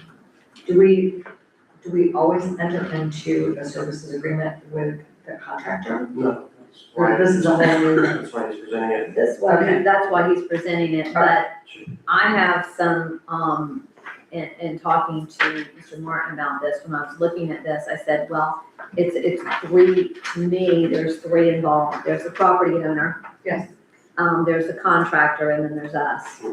And so I think the property owner needs to be included in this. I asked him that throughout where it says the Crescent City Community Redevelopment, that it's the City of Crescent City Development, an agency on the 3rd line down. It says established.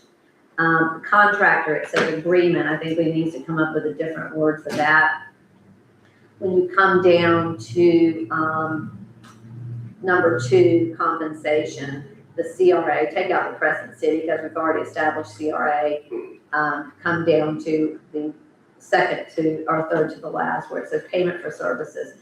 Final payment for services, because oftentimes we have to put a deposit, we have to put a deposit down. So I think final payment for services performed will be processed within 30, it says 15, but we need to change that to 30 days of receipt of invoice and approval of work completed in accordance with Exhibit B. So I think that's very important, that before we do final payment, that we have inspected the work that has been done, and that both of them.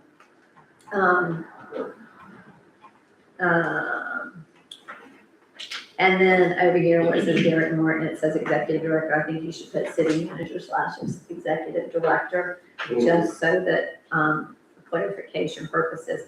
And that both the contractor and and I think you should have this notarized, the contractor and the property owner. This has happened several times, and I think, commission, we too need to, and I'll put it on me, that I need to ask more questions. I would encourage each one of you to ask more questions to make sure that you're clear on these grants. I wasn't clear on the awnings. I thought the awnings on Central was going to match the awnings on the other buildings, and I was standing out there when they were putting those up, and I'm like, who approved this? Yeah. And then it was like, you did with the commission. And I'm like, well, that's not what I thought it was. And then, of course, we have, now it's worked out, and I think we've all gotten used to the color. It's a little different, but I like bright, as you can tell if you drive by my house. The car wash, we all thought it was gonna be white and blue, and that's kind of what was presented to us and we approved. This is a situation where this agreement will help us, and I really think that this needs to come as, so that we understand this too, the scope of the work. Correct. And that what we're voting on, and so I'm gonna really start looking more to you to make sure that we have a full scope of the work that's going to be performed, so that we're not caught by surprise, because then we get texts and emails, which I don't know if any of you did, but I sure did. Who picked this color? Who's paying for this? Who's approved this? And I had to say, well, what we did. And so I think this will help everybody involved, so there's no miscommunication. And it was there. I mean, it was all presented to us.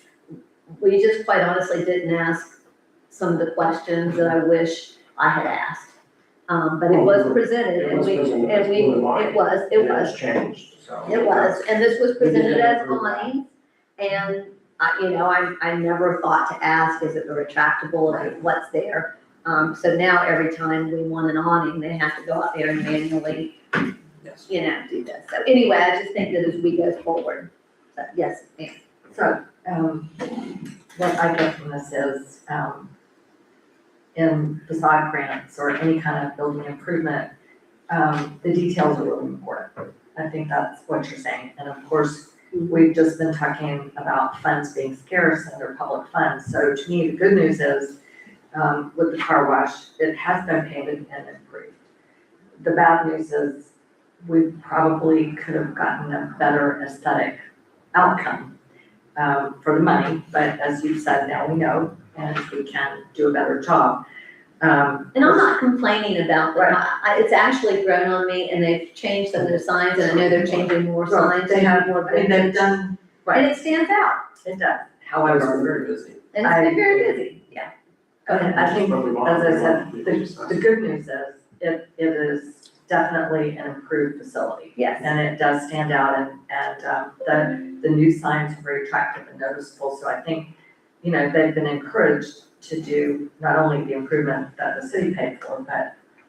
They've gone over and above, yes. However, I will say aesthetically, it would look so much better if the south side of the building would have a blue detail that matches the blue on the north side. I asked about that for the Block awning, sided. if they could paint the awning that blue, and I guess the awning is so old and that the owners did not want that awning painted, a different color, because when the painters were out there, I ran over there and talked to him about it, and he said that was the owner's preference. Well, I guess maybe we all need to keep talking to her, because just the south side needs some blue, it's very Even if unbalanced. it's just that awning. Or even if it actually, you could put something on the window or the side of the building, or you could do something nice. But, a real substantive question is, here we are talking about the services agreement, and we're being asked to approve it.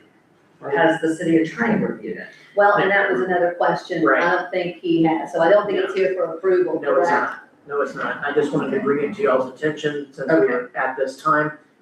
Once you all at least agree as a group that this is where we're moving forward, I'm gonna go ahead and make these changes and then give it over to our attorney for final review. And then I'll bring it back to you all for vote. Okay, because, because my other observation that I just put, I don't see a place on here really for everybody's address. I assume it would be somewhere on the statement of work, but, it would be helpful to have the contractor's address as well. Have a little more information about it. Well, it does say where the principal place of business at, and their tax ID number for the contractor, so it is in there, it's not necessary, yeah. So I really don't. As long as. Okay, that's all I have. Okay. It needs some tweaking, but it's. It's a step in the right direction. It is a step in the right direction, okay. So with that, if we have nothing else for CRA, are we good with CRA? And then I'm gonna take a short recess. Do we have any, public comments on CRA at this time? Yes, sir. If you would come forward, please state your name and your address if you will. My name's Todd Lang, and I own 6 North Summit Street. How you doing? I just want to let the council know, councilwomen, councilmen, executive director, mayor, and city manager, we're looking to beautify our building, and we're looking for some of these funds. I've also been told that my building is fully commercial, and I can't live it. Okay, because I can alleviate some of your pressure on these grants, just as long as I can live in my building, and you tell the building department, they're gonna put $50,000 into my building. You don't have to put a cent, because FEMA's gonna do it. But at this point, everything's held up, because they will not give me permits. So basically, if that's $50,000 that you don't have to put any money into. You have an upstairs, downstairs. Yes, ma'am, I do. You're allowed to live in the I upstairs. believe I was told that I couldn't at one point, and we had to sign a waiver that allowed us to live upstairs just as long as we designated a portion for business. And for the longest time I wanted to, but I was just very dismayed with the city itself. So at this point, I also want to say that my fiance is a major marketer in the industry. She works for NASA and she also works for Disney. We have offered our services free to Crescent City. We've actually put a proposal together for Tim that basically even goes into advanced digital. And we're gonna propose it next month to you. Okay, great. It also brings history, it brings recreation, it brings into the fact a visitor center. We're also going to show you ways to either bring Tough Mudders here. We want to put a paddle and kayak business either down at that little building down there, at the CRA building, or down next to Three Bananas. There's so many ways, because I did this back in Kingston, New York, when I was in government there. And it's easy to do. You just got to get groups to want to participate. And that's what we're trying to do. Well, this surprises me though, that, I always thought that you were allowed to live above your store. Man, since I got here, I have run into every obstacle possible. Okay. And I've got the C of O saying I can live there, I put out all the permits I had to do to get the electrical plumbing. Before I got there, they had a family living upstairs that was illegal because there's no bathroom or kitchen. Okay. So, tuition award, As you recall, we had this discussion with Mark Hurat about the central business district and allowing, living upstairs or living behind the building, because our previous zoning did not allow you to do that. You could not live upstairs, you could not live above your building, any of that was not allowed. And that's, your building is zoned commercial, correct, currently? I was told it was basically split. So, yeah, but what we're doing is actually changing the zoning in the central business district, that's why we created that new zoning. So that we would allow that, to do a mixed use, you could live upstairs and below. So we're in the process of rectifying that. All of our old zoning, you could not do that, and there was no allowance at all for it under our zoning laws. But we've adopted a new land development code, and part of that is changing the zoning of the central business district, so you can do that. So this is in the process of being changed. Well, FEMA right now is on hold. I believe we already, we did. changed that. We changed that, so it used to be that you could not rent for livables up above. But we changed that, but the owner could reside Okay, above. Mayor, Yes. I have a question. Yeah. Mark Rett should be able to answer Yes. that question. It was my understanding that our rezoning quite a while ago, because I was very interested in this, was to allow second floor residential and not just for the owner. Because the original plan for downtown Crescent City from the historic period was residential upstairs. And we have had apartments, in fact, what I know is the old dry clean, Thomas Dry Cleaners building at the corner of Prospect and Central. That, I guess, impermissibly had apartments. But that whole second floor residential was, I believe you're correct, that we did put into effect a rezoning to allow second floor residential as historically was done.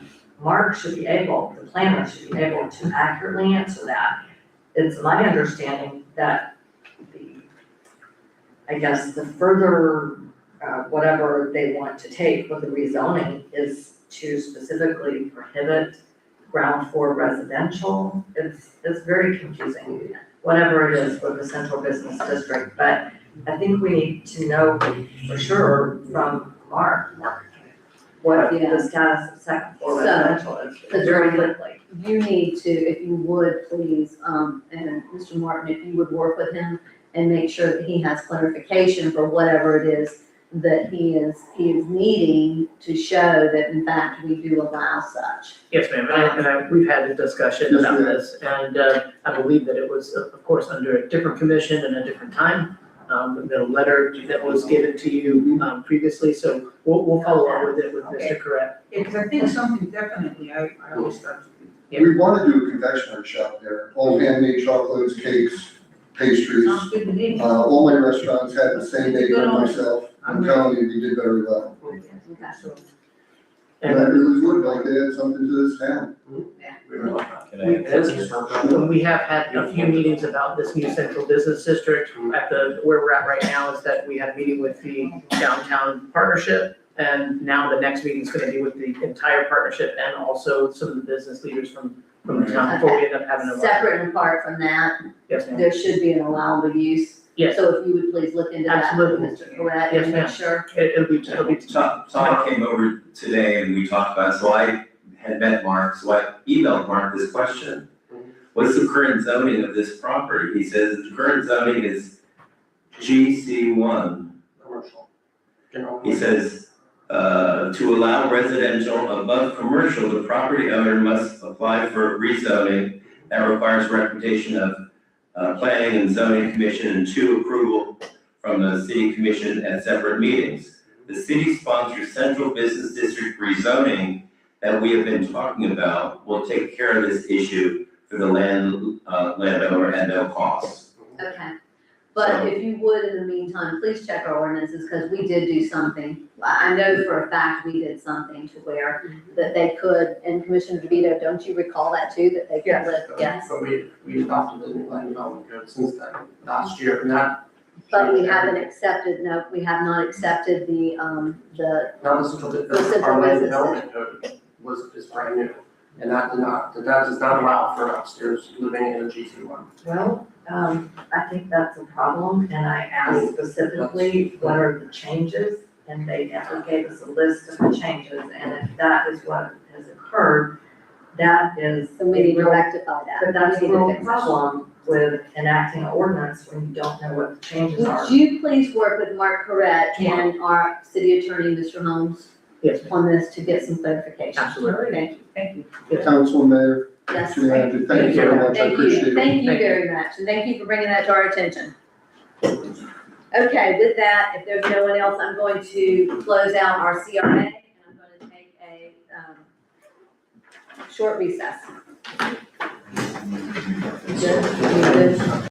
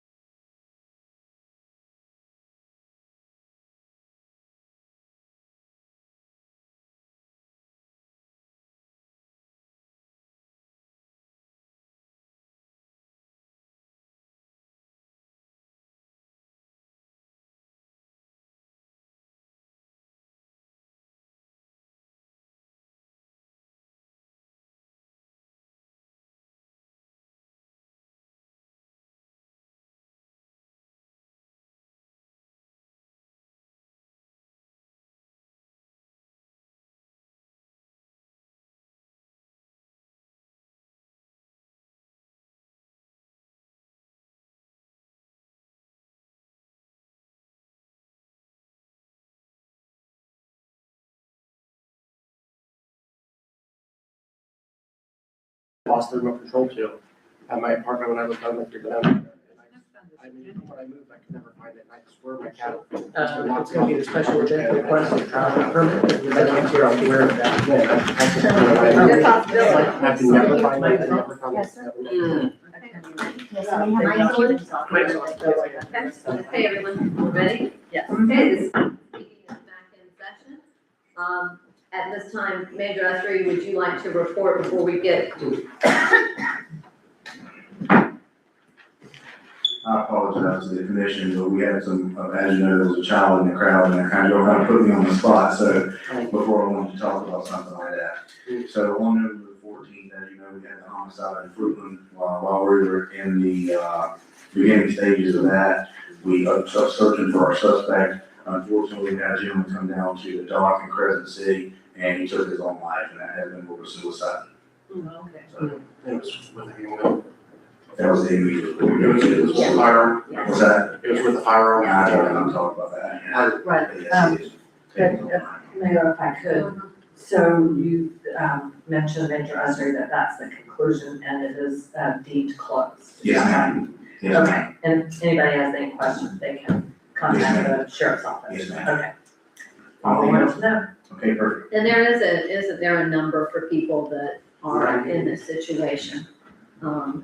Yes, I would say that even anybody out there watching, if you've got something going on, as you know, the holidays come around, we see this stuff a lot, and it is extremely tragic. We don't want to see it, we have family members don't want to have to deal with that right here at the holidays. That's the last thing you want to remember when you're trying to go into, the spirit of family. And, I encourage anybody out there, even if it's me, you have to reach out to, but reach out to someone. And there's plenty of places out there that are more than willing to help, so we do care, and this is not, it's, Ask for help.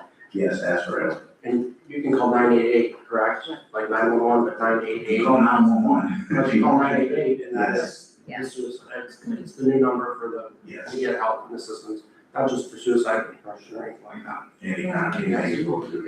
It's, yes, it's all kinds of. But I looked it up, so just call or text 988, and as Major Esri said, you can always, if you can't remember that, you can call 911, Right. and they can call the information, and Mayor, thank you so much for bringing that up.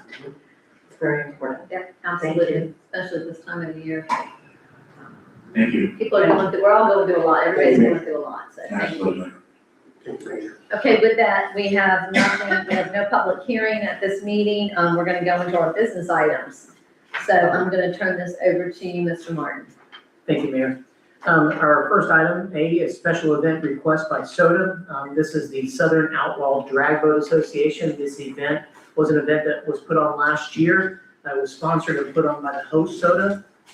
This event was really great for the city, bringing in a few thousand people to our town. It was a very good economic impact. It was positive for our local businesses. They enjoyed servicing the people for this event.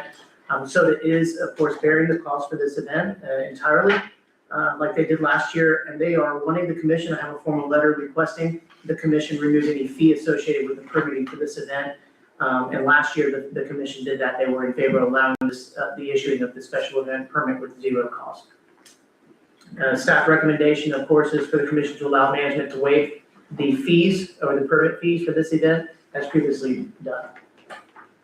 Okay, commissioners, You know, you have some questions?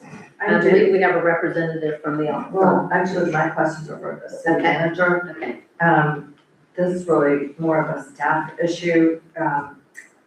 We have the application for the special event. It's my understanding, that we have a special event ordinance. And the fees are, if it's a class A event, which is a larger event with 1,000 or more people, the fees are one amount. And then it's a class B event, which falls below a certain amount, then the fees are another amount, a lower amount. And as well, when there's a special event permit, there's supposed to be attachments for the site plan and that kind of thing. I don't see that here. But also I looked in, I believe it's chapter 24 of our ordinances. I think there's some other fees and costs including for trash removal, that go with paying for an event.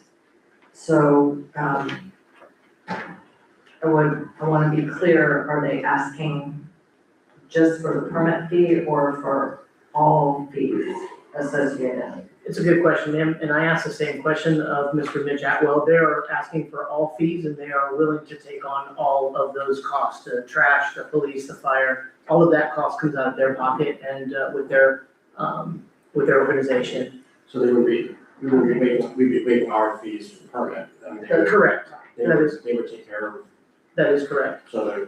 And I don't believe this is a Class A, I believe this is a Class B, because, just based on the numbers, it's under 1,000 per day. Okay. So that would be the $100 a day and not the $300 a day. Okay. Right, just based on the application.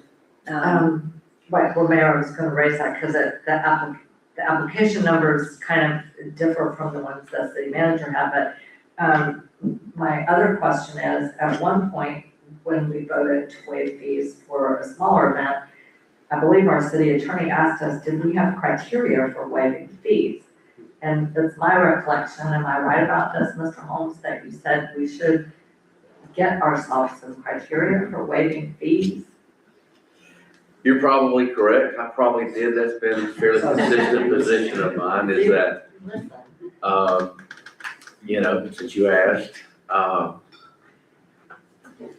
it's been my position that, really, for consistency's sake and to avoid claims that you're showing favoritism to one group over another, that your ordinances probably ought to have a specific provision in them that allows for fee waivers with certain criteria being established, or partial fee waivers with certain criteria being established.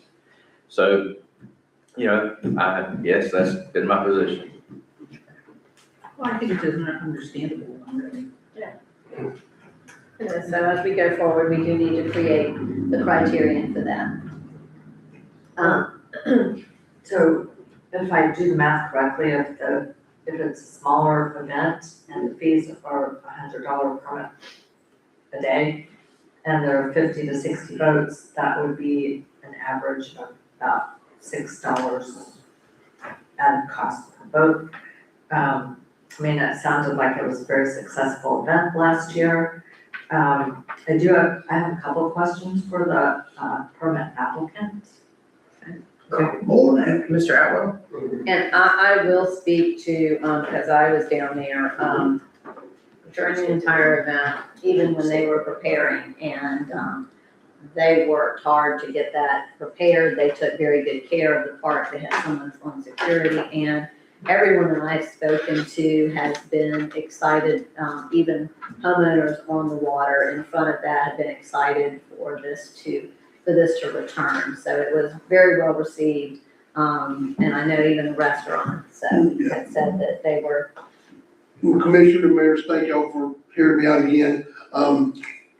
I seen the look when we said we had to race last year. Yes, it was last year because it was in 24, not 25. We did Memorial Day.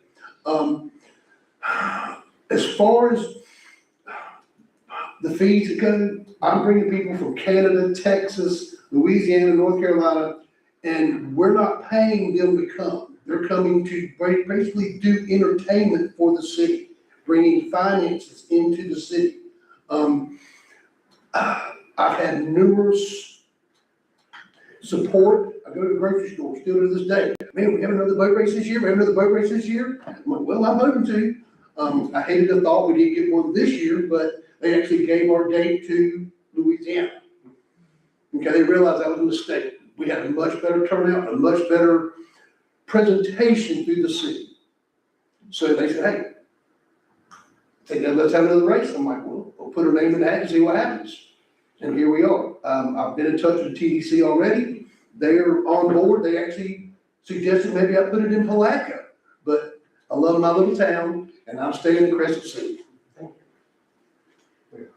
So Mayor, I did have a question. Yes, go ahead. Okay, thank you very much, and for clarifying, because yes, I thought it was 2024. Yes. And that was one of my questions. The in 2024, it was not in April, correct? No, it was Memorial Day. It was Memorial Day It was weekend. just so hot, and I think it was, we had no incidents with the, I'll go into another in a minute, but yes, it was Memorial Day, it was very hot, and we did have a couple of heat I think you incidences, had at least two. at least 2 or 3, and I mean, I might even been one of them myself, and we just tried to bring it to a cooler time of the year, and actually, we are making this the first race of the year for our organization. So all of the boaters that's been building, all their new toys are waiting to come and let's get some. Right.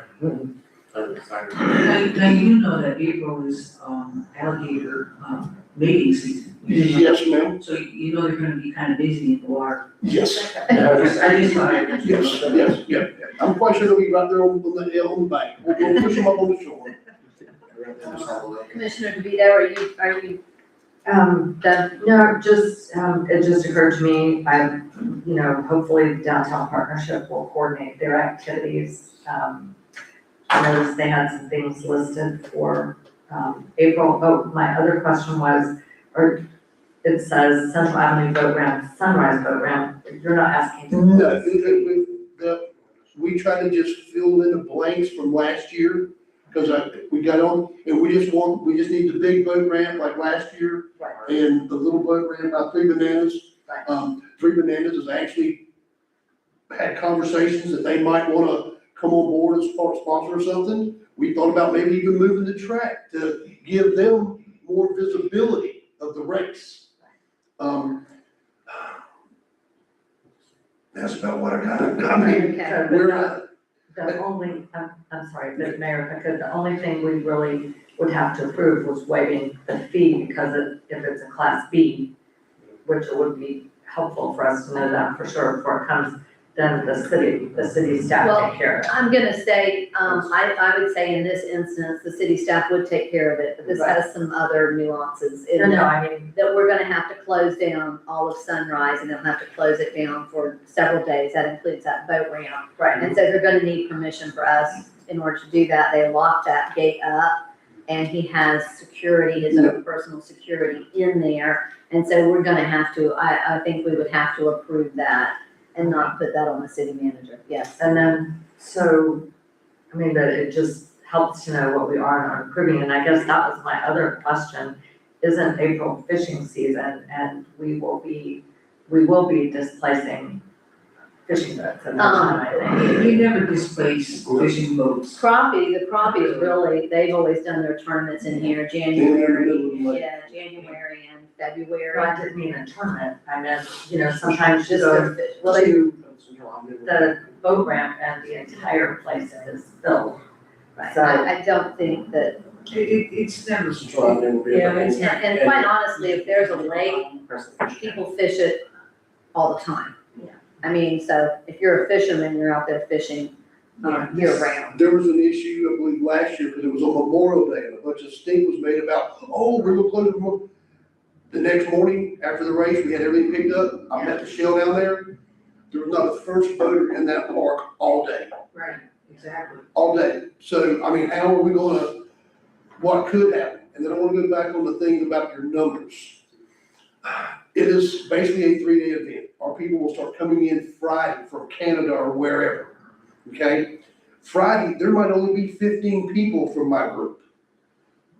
Saturday is when my group will come in. Now, my group is gonna attend of the 40, 50 boats, okay? I'm gonna be at least 2 people per boat, a team. You have to have a team. There's usually more than that.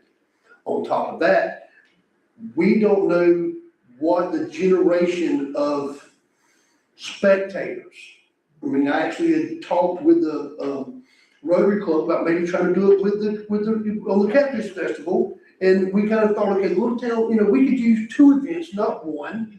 And then again, we thought it was Easter weekend. Okay, my guys weren't gonna race Easter weekend. Catfish Festival, that don't bother because they don't do nothing Sunday. So that's why we changed it to another day.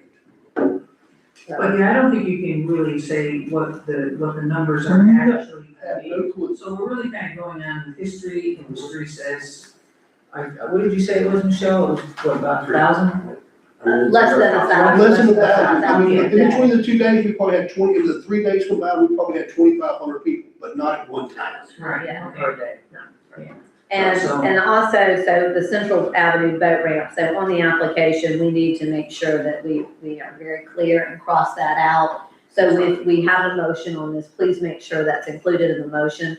And we have signage, the city has signage to make sure that we have, ample signage that we put out, that boat ramp will be open and we'll, make sure that everyone is well aware of that. And also give ample notice that Sunrise will be closed. Yeah, and then we go back as far as our fees, we're a nonprofit, we don't charge people to come to the event, all we are is an entertainment to bring people into your town to see.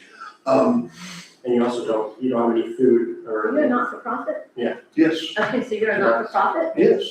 Well, There you go. that right there, that right there. We don't charge, we're not out to make any money, we're just out to entertain. I've got, we got guys got 10, 15, 30, $40,000 in these boats. I can't see asking them to, hey, you gotta pay $3 to come visit my little town. And then they gotta go all the way to Palatka or somewhere to stay. And they're spending money on gas and food. I've already got a hold of, the fish camp, they done pretty much booked all rooms. Yeah. They're holding for my guys. As soon as my guys found out we was having a race back here, or might have a race, they already booked 4 cabins. Yeah. That quick. Okay. Yes, please. I move that we approve the soda application for the Crescent City Shootout, is that what it's called, right? Yeah. What's the dates, April 10th 10th through 12th. through 12th, 2026. And that it also, we removed the Central Avenue boat ramp so that it just includes Sunrise Park and the boat ramps there for their use. And we eliminate the fee, which. Right, and we closed down Sunrise Park and let them have it for just 3 days. And that we waive the fee. Okay, Do I have a second? I'll second. Okay, we have a proper motion and a second. Do we have any further discussion? Yes, Mayor, if I may remind everyone, I need everyone to speak into the microphone, please. Thank you. It's very Our necessary. second. Thank you. I would like to add one thing, yes. Madam Chair.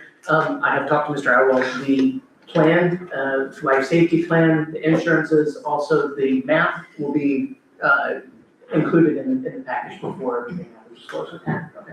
Okay. I mean, Michelle knows we're required to have a paramedic on site all the time. The county would not. Last year we had it during, what was it, Blue Crab Festival, was that the same weekend? And they were strapped. I had to go to a private organization in D-Land to get an ambulance. We had to have a diver on site. We need a patrol, but We had to have a control vote. yes, and the thing there is, because if we leave that boat ramp open at Bananas, we racing that way, that somebody don't just put a boat in and pull out in front of us. So, we're running over 100 mile an hour in 800 foot. So, Well, I understand that you know what you're doing. And I think the rest of it, really the site plan and stuff, that just needs to go to us as the manager. We don't have to approve that. No. So just letting you know, get the information and the insurance coverage and all And that. I think you're still working on the race pattern, aren't you? As far as exactly where the race, I know they asked that you move it a little bit. yeah, well, I'm gonna give the 3 Bananas and, the yacht club, and, they did reach out. Last year they didn't. This year we'll see, and, I'd like to work with them, because that's the whole goal.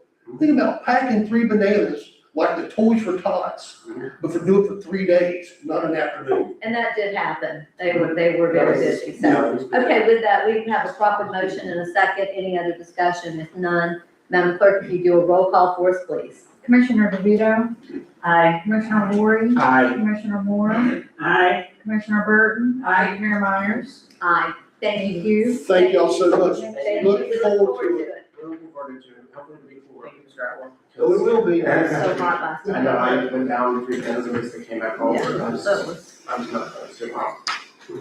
Okay, so let's go on to the tree and garden board. First line of business is, of course, the request from the Tree and Garden Board to set Arbor Day, which was already put in the proclamation on the 17th of January. Okay, we need a motion to set Arbor Day, I move that we set Arbor Day, January 2nd. January 17th. Thank you. 2026. I'll second. Okay. Any discussion? If none, all in favor, please say aye. Aye. Aye. Opposed, nay? Okay, so approved. And of course, everyone's invited. I do have a question about this, if I could just share it, Mayor, about Arbor Day. Okay, so, and I received, an inquiry from the president of the South Putnam Christian Service Center Board, Kitty Miller.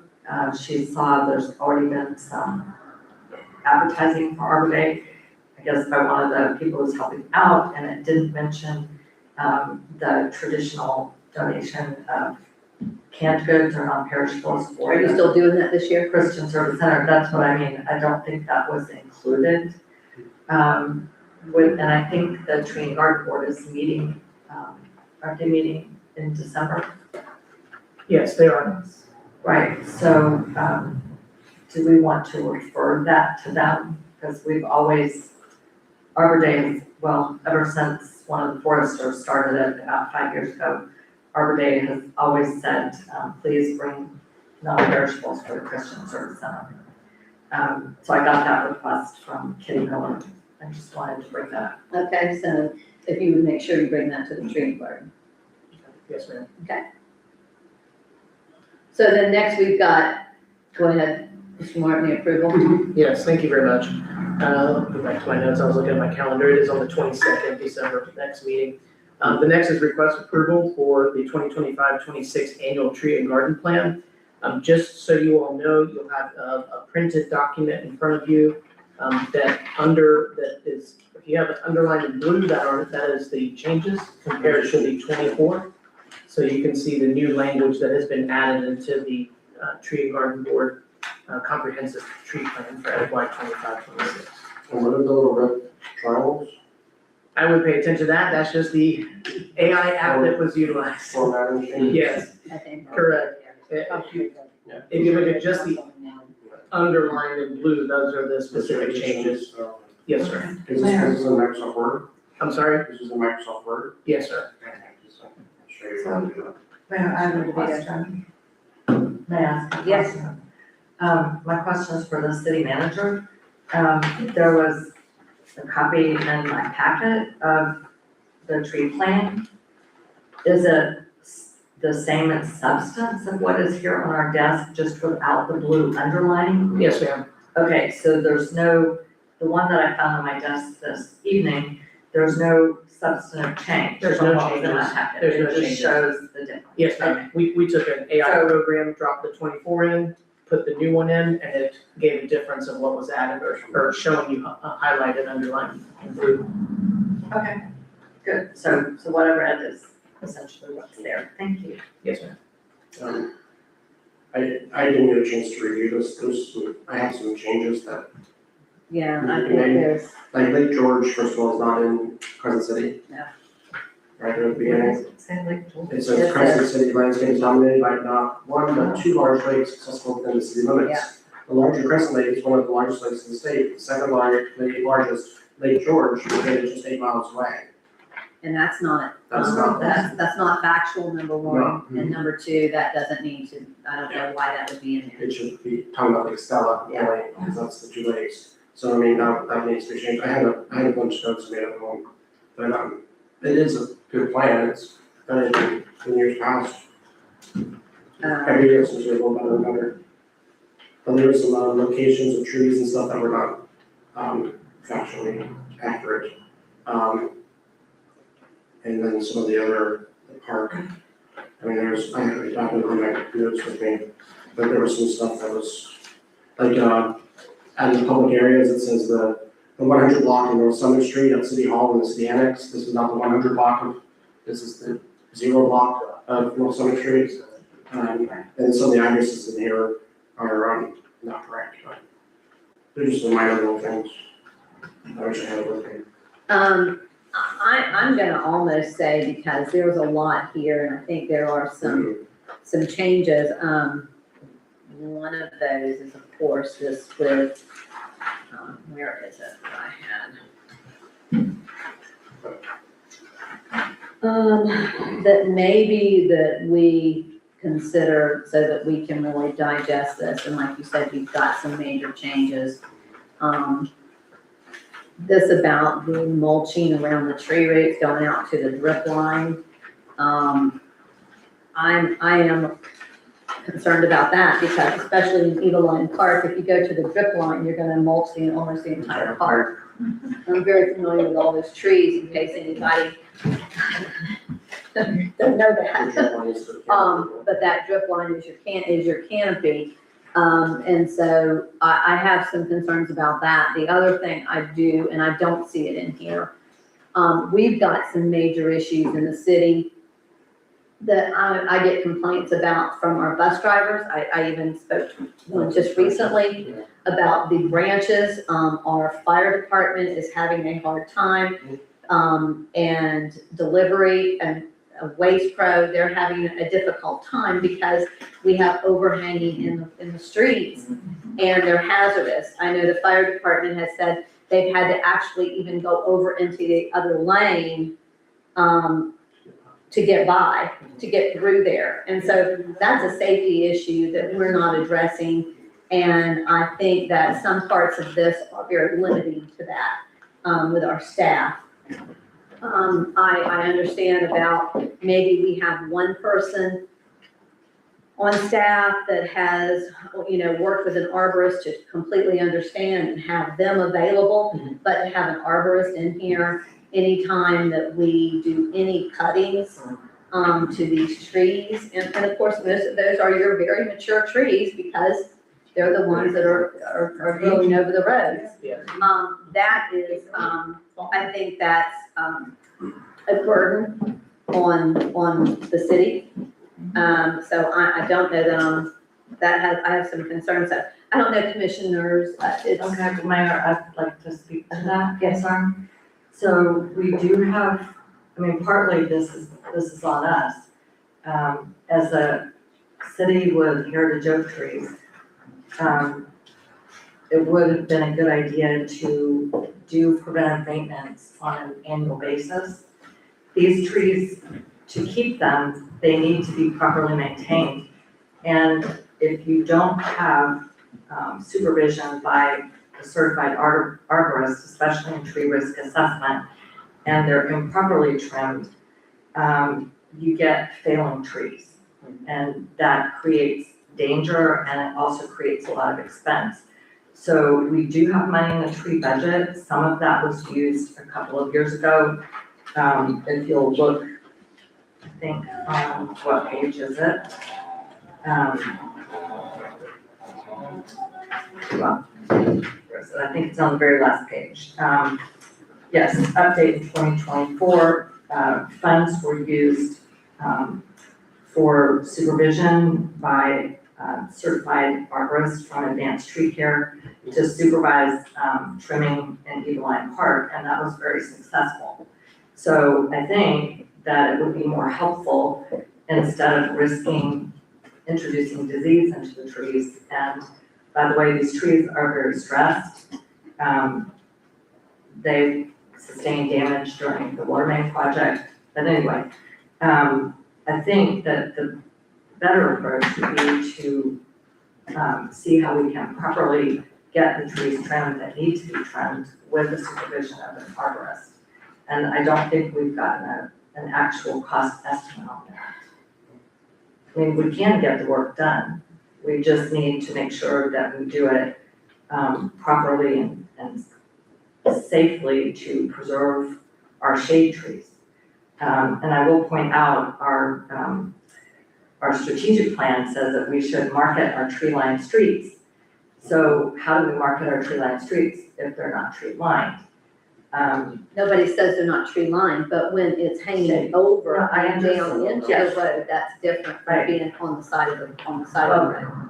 They're shady. Hopefully, we can maintain our shady streets. So to me, the first thing to do is to identify the streets where the trees are actually hanging and to get a price to have someone come and give proper direction, because we've had trees fail, and I don't think we want to I don't think we wanna be responsible for having more tree failure. So, I would like to see us get a price and make a schedule to do it. We could have done this last year, we just didn't do it. Well, where's the emphasis that we have to have an arborist? I just see the It's recommendation. in here, the recommendation, And it's in the recommendation. The first recommendation says city staff charged with care and maintenance of trees should receive annual training at the city's expense and best practices. That doesn't mean that they have to be an arborist, they can just take a No, but if you class, if you which I think would just be helpful. Okay, Commissioner Ward, if you go to F, want, if you want to maintain the structural integrity and continue the life of a large oak tree, it is in everybody's best interest to get advice from an arborist about where it should be trimmed and how. But we're talking about heritage trees, Yes, not just every tree.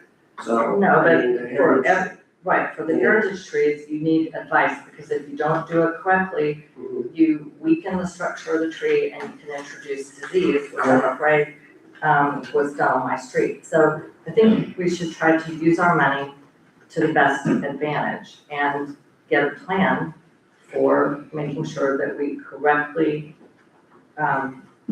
trim the heritage oak trees that are causing problems. You know, my problem with trees is when they're ready to fall down, they're gonna fall down. We don't. But I mean, and most generally, you can go out and look and you can see the ones that have a real good possibility of falling down. And if they're hit by a bus or they're hit by whatever, you know, whatever's tall, there's a good possibility that it would fall down. Right. So We need to try to- there's certain things maybe that an arborist should come in, but I think that it should be, it should be something very special before we spend a whole lot of money on arborists. I don't know how to explain what I'm trying to say, but there are trees that are in certain A special places that situation. really, yes, okay, before you take it down, you ought to talk to somebody. But if something's in the way, okay, Right. I gotta cut it. we have a duty there too. Right. Okay, but it is not an accurate statement that it doesn't matter who or how you cut a tree. If you will ask any qualified person, they will tell you, and other cities do this. So I don't see why Crescent City cannot, do what our proclamation just said. Our proclamation says the trees enhance our economic and property values. And I will tell you, when all those trees on Prospect Street were ringed with orange for the water main project, I never saw so many comments on social media as to people being concerned about what was going to happen to those large oak trees. So I guess Their only concern is they thought they were being marked to be cut down. Right, and that's not. Not that they were, I've got several of them right there and there was no damage to those trees. Right, and they're fine. Okay, And then what I'm trying to say is people expressed that they valued the trees, that they did not want them to be taken away. So my suggestion is that we do our best to maintain the health and integrity of those trees, and we do what other cities do, and we get a consultant arborist to tell us the best places for them to be trimmed. We've done it before, and we can do it again. Number one, we need to know where this is a problem. So can Keith, list the places where we need to look at this, and then we consider, and if we need to, we have someone come out and look at them all one day and say, here, this is what you need to cut. Because I mean, The point was brought up too, not all of these trees are protected type trees, and we have heritage oaks or things of that nature. I have tasked Keith to look into ISA, the Florida chapter. There's a several weeks online course they meet for 1.5 hours, 2 days a week. I'm trying to find out how much that course is. I've asked Keith to look into this. We've thrown around ideas on certain staff members or myself or even him taking the course and becoming a certified ISA Florida arborist for the city. So we don't have to hire anybody because that's monies that's thrown away that we could put elsewhere. I'd rather invest into the city. Okay, wait. So you're saying that for a heritage tree, you're throwing away money to get a qualified No, person? no, don't put, don't point of order here, point of order, everybody, only speak, please. Right. I'm asking him, I'm not putting words in my mouth. He said that money is wasted to hire an arborist. In the long-term view of things, financially, it's always a waste of money to spend something on you that you could spend in-house and get training for your employees to take care of the same problem. I don't wanna not take care of the problem, I just don't wanna throw away money that we're never gonna get back. If we invest in the employees long-term, we have somebody that's here long-term, I plan on being here long-term, we don't have to wait on somebody. We don't have to give a phone call, we don't have to get a quote, we don't have to get proposals. We have somebody in-house that can go out, look at the tree, find out what the health is, take care of it right there, sign certified, letter and make a plan. Okay, That's it. the problem is it takes several years even to get a basic qualification. Well, then you're not gonna That's get that. problem. You've already said in here about them making sure that they have the training. So that's, I think what you're saying is to Correct. get the proper training, Correct. correct? Not to necessarily become an arborist. Well, it's a certified ISA arborist. It's a multi-week course, and that's what I would like to look into. We've been talking about it, Keith and I, for the last 2 to 3 weeks since that I mean, happened. we have to think about this, that we also don't want to restrict ourselves, that should a branch break and it's hanging there, okay? And it needs to be lopped off, and it's a safety issue. We want to be able to go in there and take care of that immediately and not have to wait on Correct, an arborist correct. to get on their schedule to come to Crescent City. Right. So that we can be able to do that. So we have to be really careful that we don't restrict ourselves. Yes, ma'am. We all agree our trees are beautiful, we all love our trees, and we want the very best for our trees. Mhm. We just have to make sure that we also take into consideration the health and safety of our residents, the Yes. people that travel in and out of the Safety city, those that are making deliveries, that, it's an issue. If I could share with you. One of the reasons some of our trees are failing is because we have not cared for them properly. And nobody cared about the health and safety of the people who travel Main Street or the people who lived on my block when that tree broke off 2 years ago and fell across our driveway in Main Street. And somebody in a baby carriage came. That tree had been improperly trimmed for years.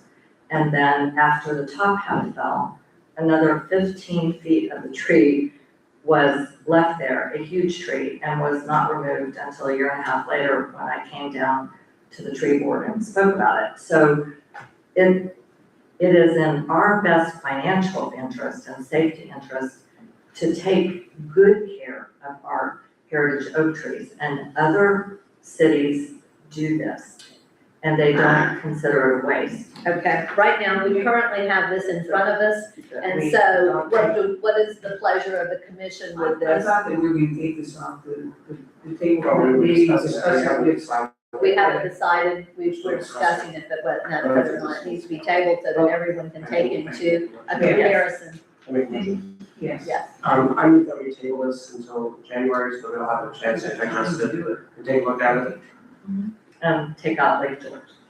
and fix it. Very Yeah, I mean, just- Okay, I will second that. I will okay, we have a second that. proper motion and a second to table this at this time. All in favor, please say aye. Aye. Opposed, nay. But I don't want to distract anything from the tree garden board, they've done a great job. This They is- have. and Oh, yeah, no, This is it's a lot very of work, and I know that, there's, everyone worked on it, so every year it seems to be getting better and more comprehensive, so I'm glad that they worked on it, I just want some more time to review it. Okay, I want to- so let's go to, the lease renewal for government building, for the government building. This is item C on the business. Mr. Martin? Yes, ma'am, thank you so much. So what we did, we basically took the last renewal, updated the dates. I forwarded the information over to Mr. Kennedy, Patrick Kennedy. He reviewed the information. They are going to be voting on this in January. They're done with their meetings in December. However, I got the green light from them that they agreed that this would be, that these dates would be fine. We're extending the contract out, or the lease agreement, 3 years. With the annual 2% increase, that puts them at $2,297.37. And that's off of the base of the original base monthly rent in 2020 3, which was the last time this was done. Yeah, somewhere I saw you write 2.5%. Is it 2%? It's 2%. Okay. Yes. Because I saw 2.5%. I made a typo error, but it's 2%. No, I just want to make sure. And then the line I had a question about was the lessor shall be responsible for any repairs necessary to the roof to maintain the premises in watertight condition.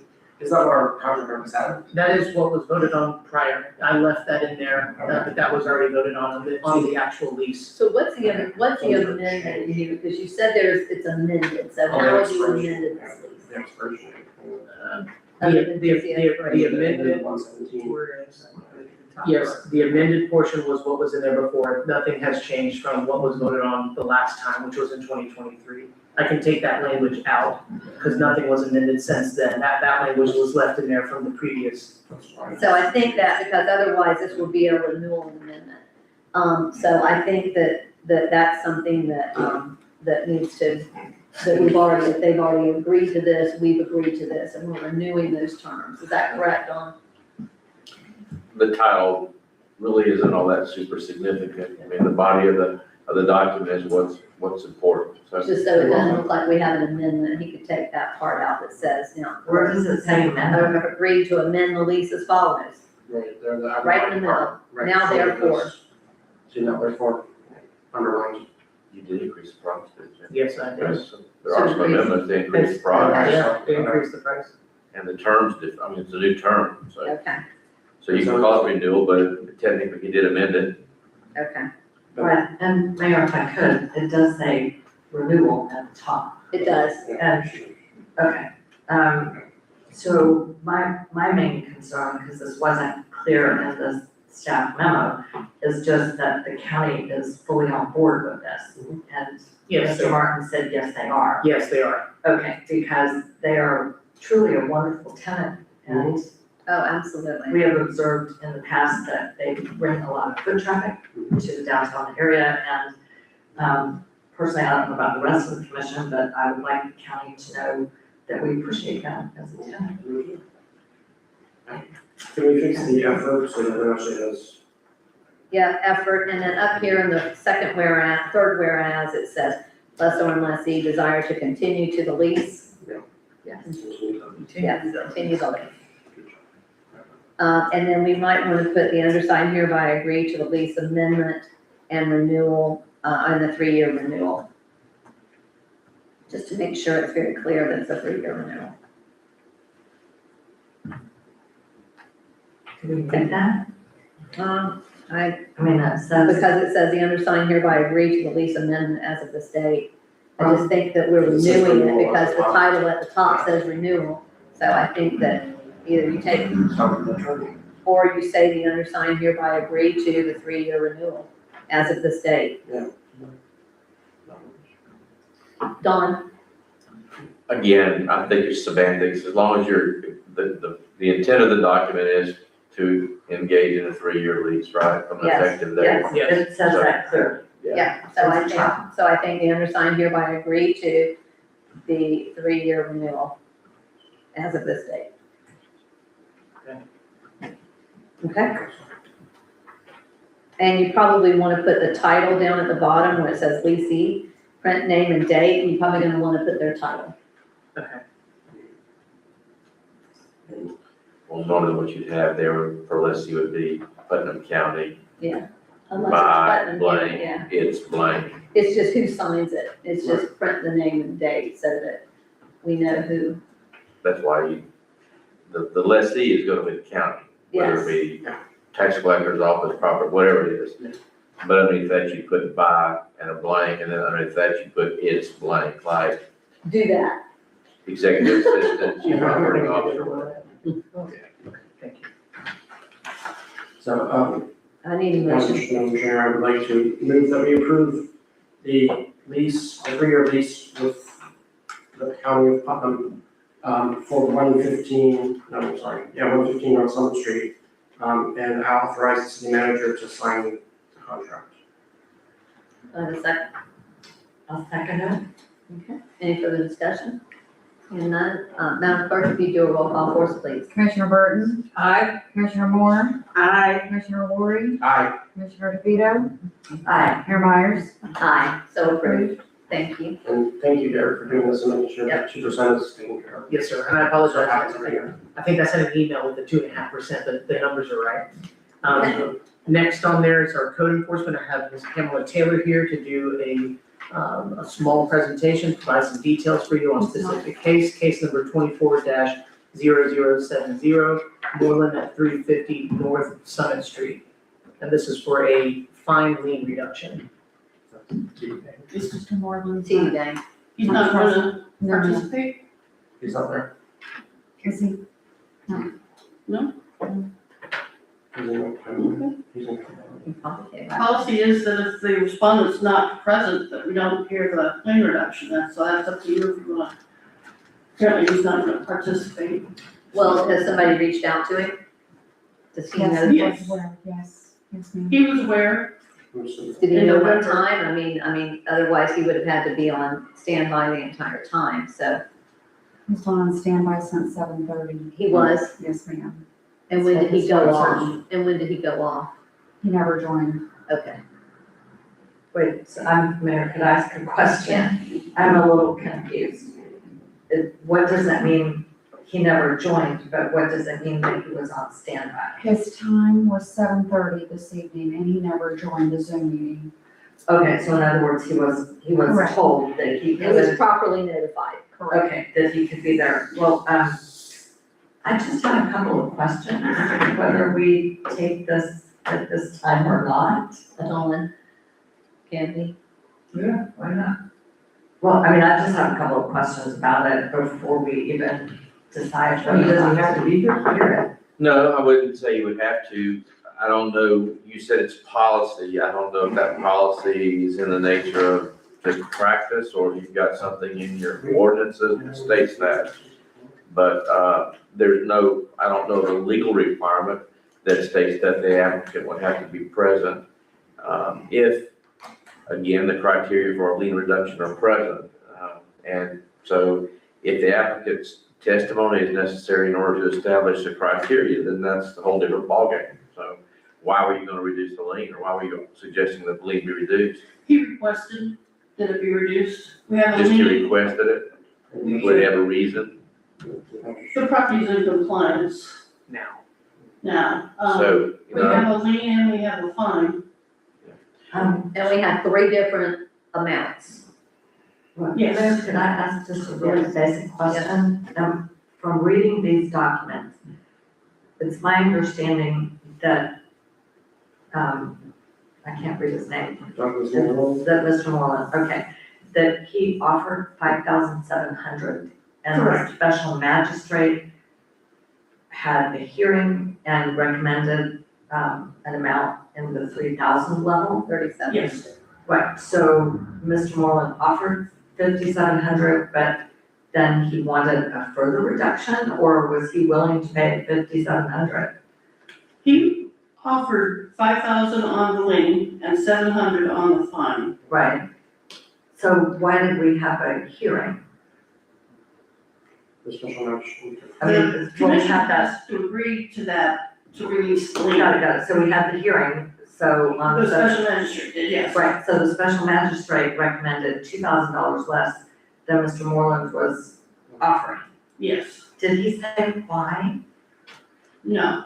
And he didn't give me an opportunity to, because I make a recommendation. Right. And he did not give me the opportunity to make my recommendation before he decided on the $3,700. And this is for 188 days of non-compliance, Yes, and for that large commercial building. yes. Okay.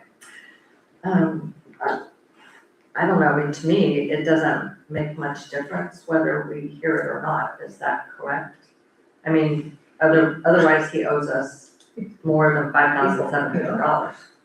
Right, this is $12,100. Okay, so is there an advantage to us trying to hear this without the applicant? I just have one question too. What was your recommendation before? Yes, that too. My recommendation was for $6,800. $23.24. Yes, Okay, so that was going to be your recommendation to the magistrate. Yes, that was my recommendation, yes. So, I would like to move that we table this until such time as, the applicant requests it to be, heard. I don't know if he wants to be heard, I think he's made his mind up and says, hey, I'll pay you $5,700 to get rid of this. We still have to approve that, correct? Correct, yes. So but he's not here. And staff recommendation is still higher than both the magistrate and, the offer that he made prior to going to the magistrate. He was told, he's told, he's been on, whatever, he's been sitting around, or not sitting around, but he's been asked to come to this meeting and he's decided not to. Well, how long do you wanna wait for these people? We could wait forever for some of them. I mean, we waited forever for the place to be cleaned up. So, if you'll recall, I have consistently stated that I think you need a set of criteria that you are guided by in determining whether you reduce liens and by how much. I don't know that you have them as of right now. Without that, you made a recommendation. I don't know what it was based on. The magistrate decided that your recommendation needed to be basically cut by 50%. He made a recommendation. That's coming to the board. So, I mean, it's sort of a, it's sort of a mixed bag. The whole idea of fine reductions usually is to go ahead and get some money in the bank and close the case. Otherwise, you said, well, why worry about it? Well, you may not ever pay. And then are you gonna go into foreclosure? If you do, is your lien superior to any other liens on the property? And so do you just basically get bogged down in a whole nother set of complications if there's not a payment and if there's not a resolution and a book closed? It's kind of one of those things that I guess you guys have to decide on philosophy. My approach always was, look, you're doing code enforcement to try to improve properties, bring properties up, not necessarily to penalize anybody. So from my perspective, you come up with a set of criteria that govern your lien reductions, i.e. such things as how long has the property been out of compliance? Is this person the one that allowed it to go out of compliance? Or did this person buy the property after it was already in a dilapidated state? What was the cost of bringing it into compliance? Was there an economic hardship that accounted for the delay? And then impact on surrounding properties, for instance, you can take into account how big was this an eyesore that was impacting properties the whole time it was out of compliance. A lot has to do with the type of code compliance too, because sometimes people will end up generating huge fines over not having their grass cut. And I mean, I guess your philosophy is what it is personally, but from my perspective, yeah, they should have cut their grass, but do you impose a multi-$1,000 penalty for that? So those are the things that I think, as I alluded to earlier, consistency is the key to having people buy into your enforcement procedures. And if you don't have a set of guidelines that you're looking to in each case, how you come up with 6,800? How the magistrate come up with 3,500? You got two people looking at the same scenario coming up with a fine that's 50% higher or 50% less, depending upon which way you look at it, based on what? And I don't know how you make the decision. I don't know how you break the tie. So without criteria, do you have criteria right now? Well, Yes. I just want to, he's basically saying, boy, we gotta go do all this work, in order to do, to make sure that, we don't charge him anything, basically, because we just want the place cleaned up. I'm just putting it in a nutshell. But why do we have a magistrate if we don't take that magistrate's recommendation? Why do we bother with him? And I don't know that. A lot of municipalities don't have a magistrate decide fine reductions. But I'm not talking about a lot of work. Is it a lot of work to figure out how long the property's been out of compliance? Is it a lot of work to figure out whether this is the person that allowed it to go into Well, out of what you compliance? started talking about, okay, is it, cutting grass. I mean, you went on a little bit too long with it, but but all I'm saying is if we have a magistrate that decides this for us, why can't we just use it? Well, I think that, with this case, I think there's some confusion because we do have three different amounts. Typically, the magistrate, we try to follow the magistrate's lead on these properties. Ultimately, our goal is to have the properties cleaned up. Exactly. This has been an eyesore, they were ignoring this. My understanding is he had a property manager that was in charge of this because he's in Colorado, and now he has fired that property manager. Is he keeping the property properly maintained? When did you inspect it last? Monday. And the other thing, didn't we go in and clean that property up at one time? We did on the road. Not sure. Yes. We did. Okay, so I don't know, those are my questions. I've been in the last couple of meetings with the magistrate. This particular meeting, I had a conflicting meeting, I could not make it. I don't know what the metrics were used to reduce it that much. I'd have to go back and see if there's a recording or whatever happened. That's where I have the problem seeing the reduction from $12,000 to $3,000, and I don't know why. And again, she wasn't given a chance to go through her metrics and give her $6,000 number, so that's needs to be fixed in the future. Does anybody know what this says here on the grounds for the reduction request? I can't read it. It's a somebody guy lives in Colorado and bought the property, and then there was a real estate broker in Orlando, and I don't know what the rest of it says. He had someone maintaining the property that he thought was maintaining the property, they didn't maintain it. He had a real estate agent that was supposed to be managing it, and they didn't, and he let them both go. He's looking for somebody new to, list it for sale. I see there's a sign out in front of it, a new sign. They actually had a real estate agent out there taking photos, 2 days ago. And so that real estate agent's supposed to be maintaining it now? I would imagine so. Okay, so Mayor, could I make a request? So first of all, it would be my request that anytime the document is put in our packet, that it be legible. This code enforcement fine reduction request, personally, I think they should be legible when they turn them into you. This is not legible, it's copied, it would have been very helpful, to copy or fax or whatever it is, to have it, like typed out on the side so we could see what it actually said. I don't know, I don't, to me, I don't think it makes any difference whether we make a decision tonight or not. They can't sell the property without satisfying the lien, correct? Correct. And, So they don't have to satisfy the lien, but the new Right. buyer's gonna buy it subject to the lien. right, so, which they usually don't want to, that's usually when we see them. It's on a major corner, I think, to me, it appears that, the owner of this property was not very attentive. And it's right there on 17, it's a commercial property. But I don't know, I don't understand, why the special magistrate reduced it so much, but the applicant is not here. I would say, just for my own, is maybe we're doing this, a little too soon. They've just cleaned that property up.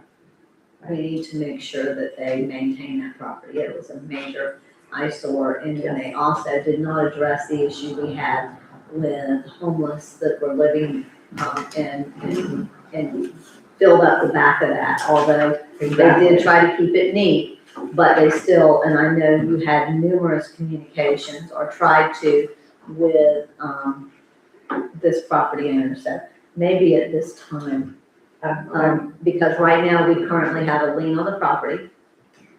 And is he no longer accruing because he's in compliance, is that correct? Yes, that's correct. Shouldn't be. So, I don't know, Dawn, because if it goes back out of compliance and he just recently did all this maintenance, you're telling us he does not have a maintenance person at this time, He does. a manager? He had one, previous, and then he called me in September. He, I thought you So said he he didn't didn't have one receive- now. excuse me, I thought you said he doesn't have a, he had someone before uh-huh, that he thought was maintaining the property and they weren't, so he let them go. And he had a property manager, real estate, person, and he let them go too, so he was looking for, he has, F&F Lawn Care, And that's what maintaining it. the $3,000 in FEMA payments in there, is that he paid? Sorry? These $3,000 Venmo receipts to. Right, he paid him $3,000. it's still a to vacant, maintain it's it. still a vacant property at this time, and this is, in my opinion, it's just been newly cleaned up, and so if we release this at all, then we're gonna have to start back from the beginning. You're gonna start back from the beginning anyway. I mean, Right. if he goes out of compliance, you But can't we just. still have, I know, but we have a lien on the property currently You do. for the first one, and Yep. so that's where I'm saying, that if we let this go, we're releasing the lien.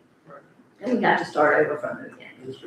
So, that's just, but commissioners, it's at your pleasure, so. I don't see any, if he's not here. Right. And I don't see any impetus to act now, and he obviously doesn't either, or he would come under, you know. I would, I would So let's just move- table it. yeah, I would move to table this until such time as the applicant wishes us to hear it and intends to be here.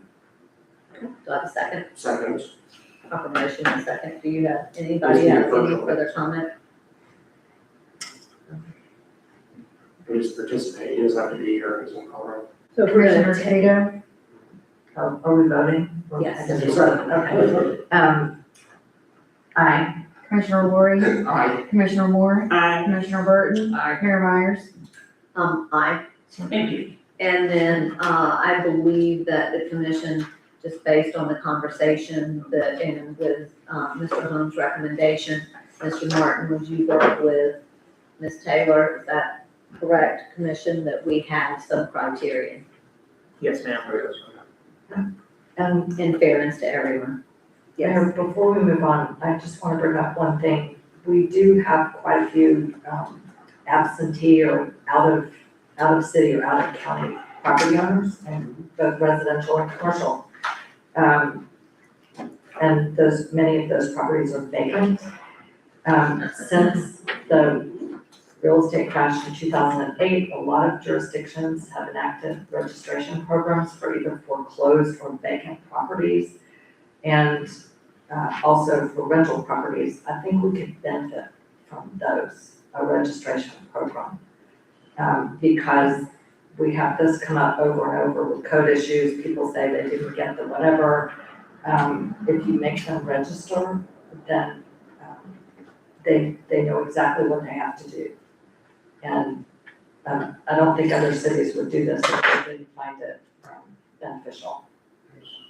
Multiple cities in Florida that have done this. At least on the road, we hear about Palm. So we don't want to reinvent the wheel, so Right. that's something that you can look into as well. I can see this. But I did a Google search today. Okay. I'm happy to, but certainly I encourage our code officer to see if she can find a recommended registration ordinance. Okay. Anyway, I just think it would help us. Thank you, Ms. Taylor. Thank you. Yes, thank you very And then much. let's go on to our 2025 Putnam mitigation resolution. Can I just ask? Yes, something? yes. Is our chief of emergency operations name really Stephen Turpin? Turnipseed. I just wanted to make sure. Yes, he is. I'm not It just was saying. very official. Yes, It is, it it is, I thought it was Johnny Appleseed, like that, you know, Apple computers always has that. Yeah, no, it's First Turnipseed. name that's Appleseed, and I thought maybe that's what's going on. It is. All right, so Putnam County's 2025 mitigation plan has been approved by the Florida Division of Emergency Management.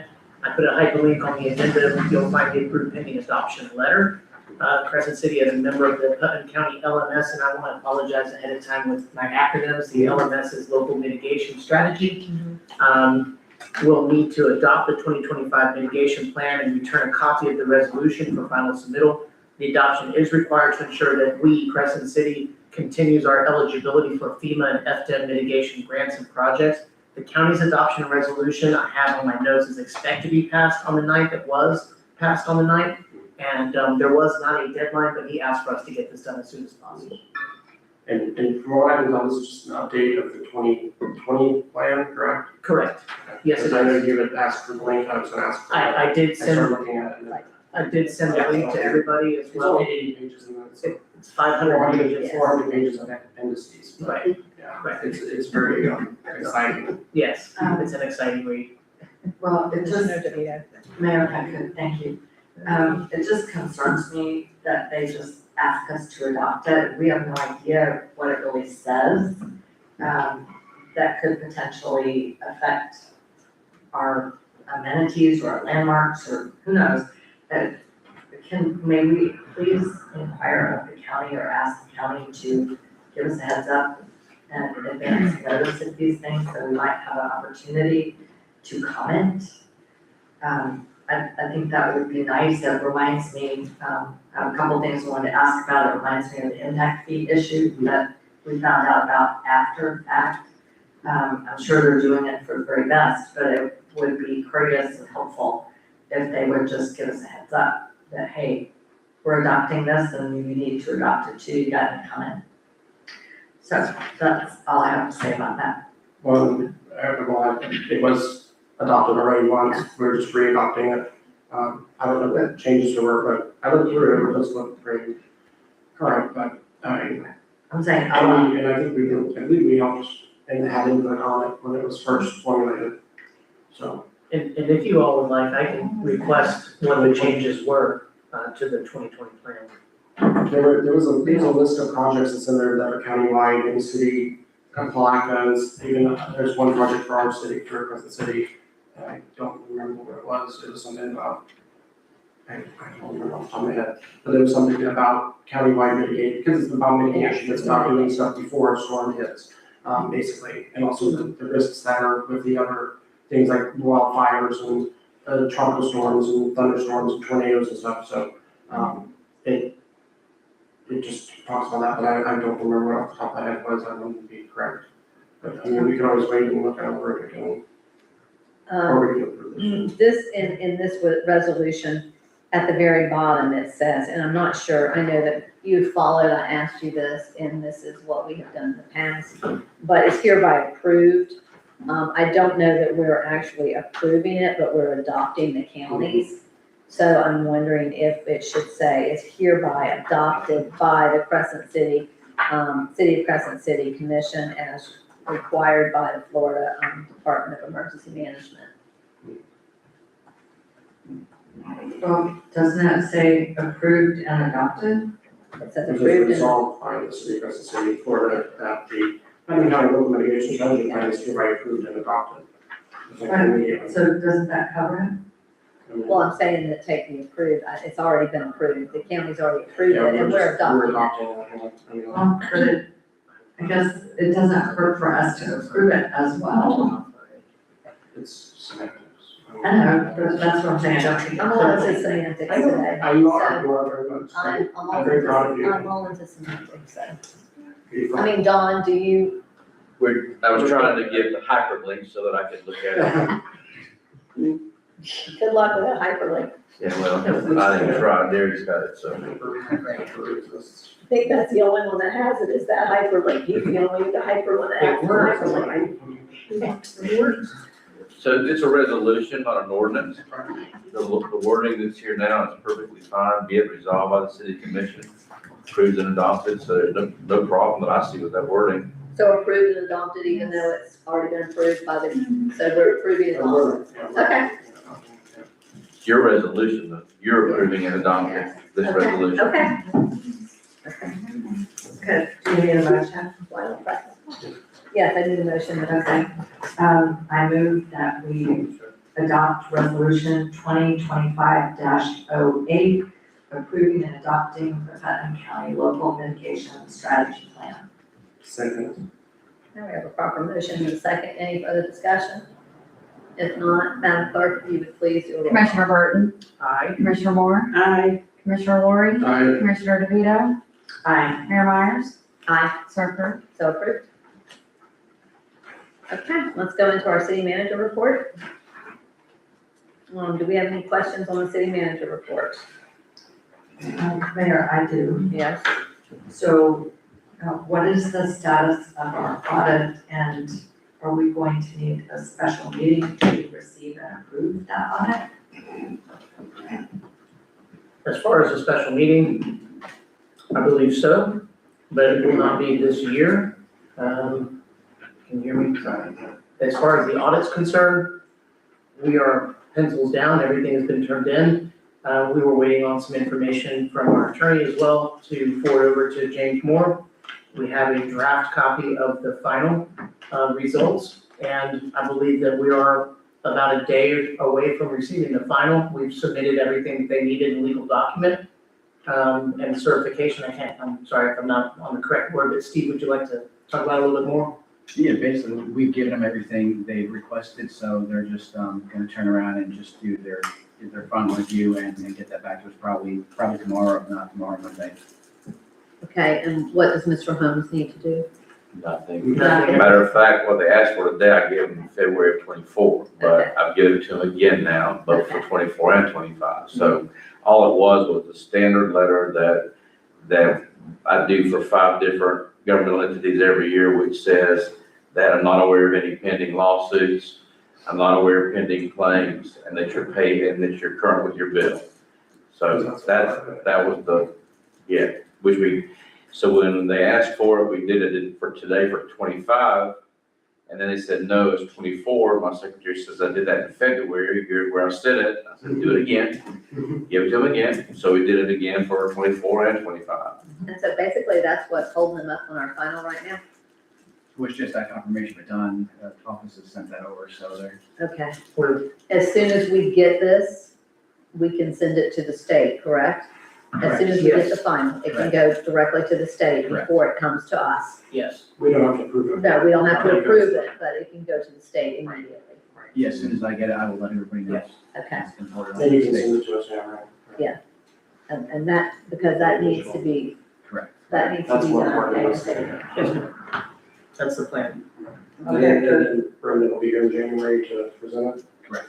Yes. Okay, but so it's going to go to the state, and hopefully we will all get a copy when that happens? Yes. Okay, not wait till January, No, ma'am. till the packet, okay? No, ma'am. Is that your request? Because the way you versed that, it was as if you're not getting information. So is that your request? If that's your request, please make it to Mr. Martin, that you want that sent out to all the commissioners, so there's no question.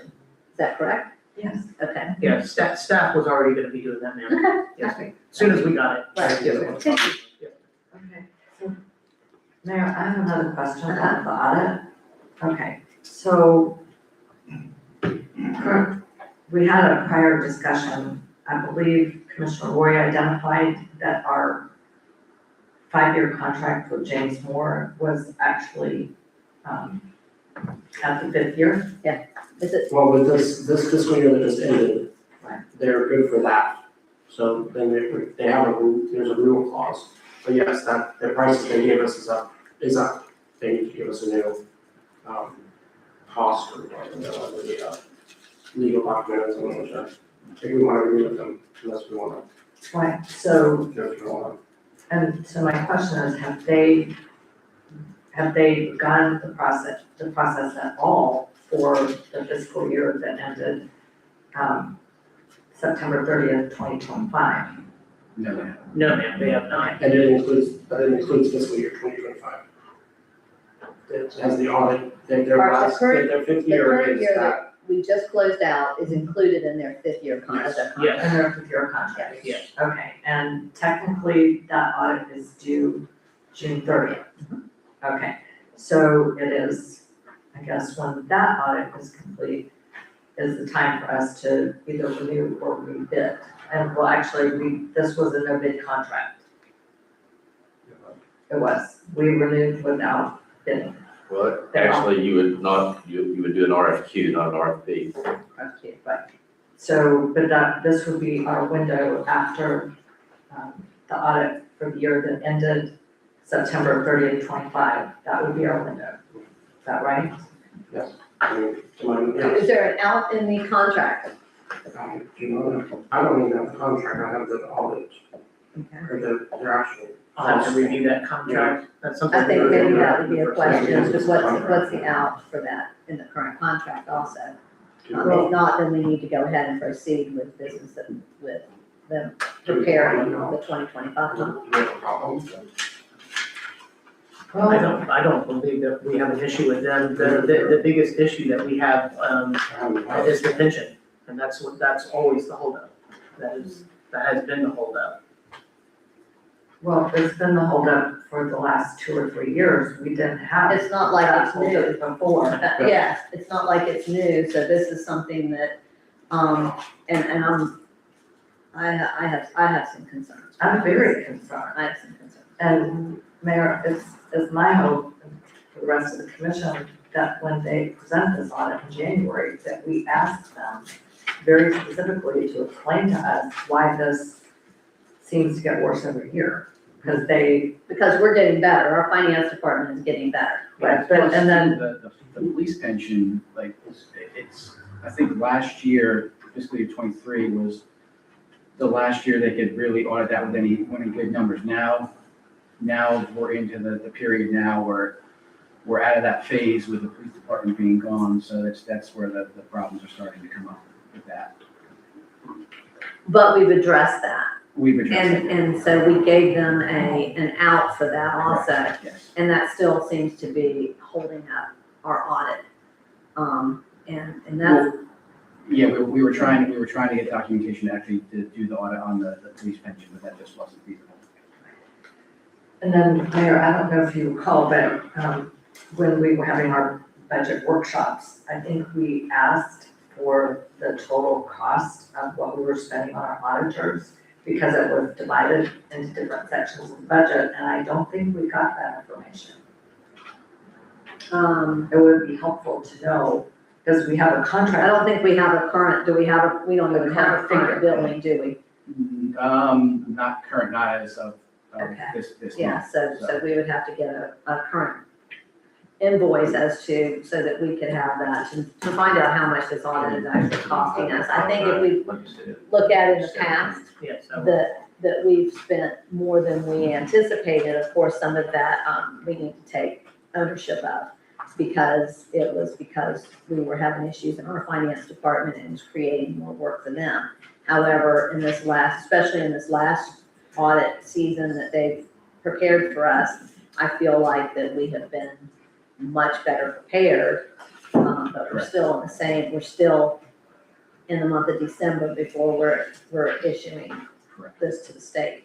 And And it looks like when we look at our financial report, that the cost of the audit is significant, much beyond what we budgeted. that's what I just said. Right, and that's, right, so I think it would be helpful for us to have an understanding of what that total figure is, even if it's just to date, and compare that to, the original contract figure where everything was assumed to go as planned. Because I think it's having an impact on our budget. It is. yes. Okay, do you have any other questions from his report?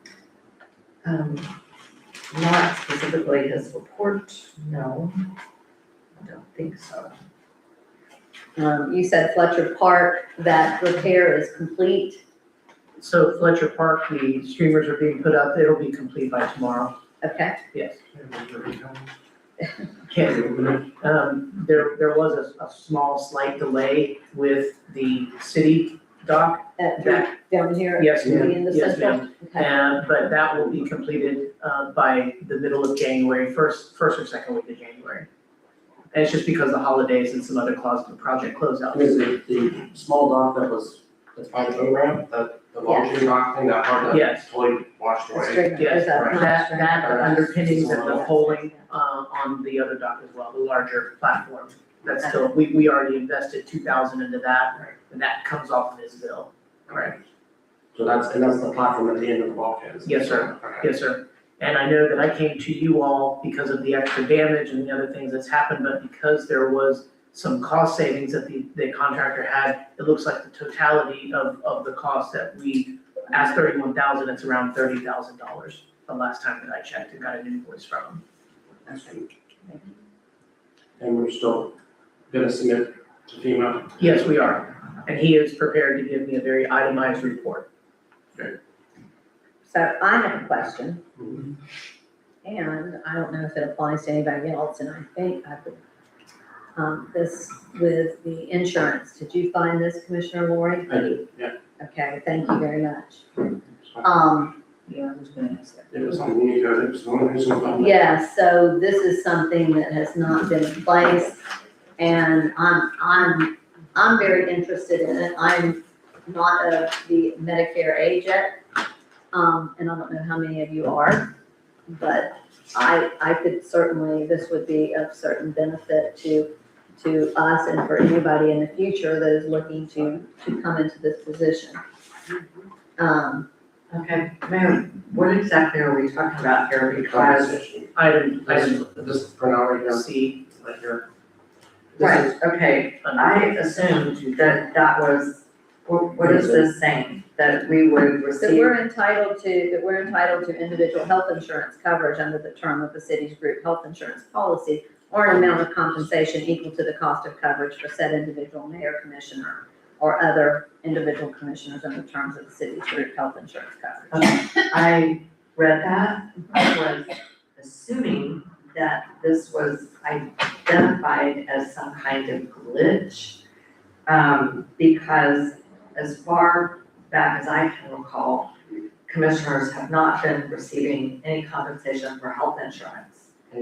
Well, this was back in 1999, so. Right, so, I mean, I just assumed that this was some kind of a glitch, that maybe when all the ordinances were sent to Unicode, that the one that repealed this provision had slipped behind the desk and wasn't sent. No, that's not what That's- happened. But Okay, what did happen was, this has been in place since 1999. When Unicode recodified, Charles Rudd had a proof with all the ordinances. And he went through, and what it used to say was the mayor commissioner shall receive a salary in the amount of $500 each month, and each city commissioner shall receive a salary in the amount of $400 each month. And he changed that to these numbers, because this is actually what we do get paid This is what we get paid. with Currently. what was $328 added on for insurance. Because when I was a city commissioner in 2003, we got paid the same thing. So this has never changed. And there's either been, there was a motion at some point or somebody voted and to do that $328 instead of insurance. But that was something that was done then, and really, now that we've recodified, and I would need Don's opinion on this, this was what we adopted as our new code of ordinances. So these numbers that were changed, even though we didn't vote on it, I mean, it was changed and adopted by us. Because when Unicode recodified and put it all together, these numbers we approved, right? okay, Does that- whoa, wait a minute, I gotta ask Don this. Don, This could be a better. is Commissioner Lori saying that our city manager found an ordinance that he felt was out of date and just updated it on his own without telling us? What he did was it had $500 and $400, and he could, I believe he asked for Sheila what we get paid, and crossed it out and said, in the note, at the footnote at the bottom said, these are the current numbers. But that changes really, because now that means that that's our salary, and then we still have to get insurance, or we still should be out of insurance instead of that. Okay. Which, Which I'm good with that. I'm sorry, Well, the whole I have a budget. problem with an employee making a change of that significance and not bringing it to our attention and letting us affirmatively vote on it. Right. We were told, it was represented to us that the Muni Code was a simple codification of existing ordinances, accurate.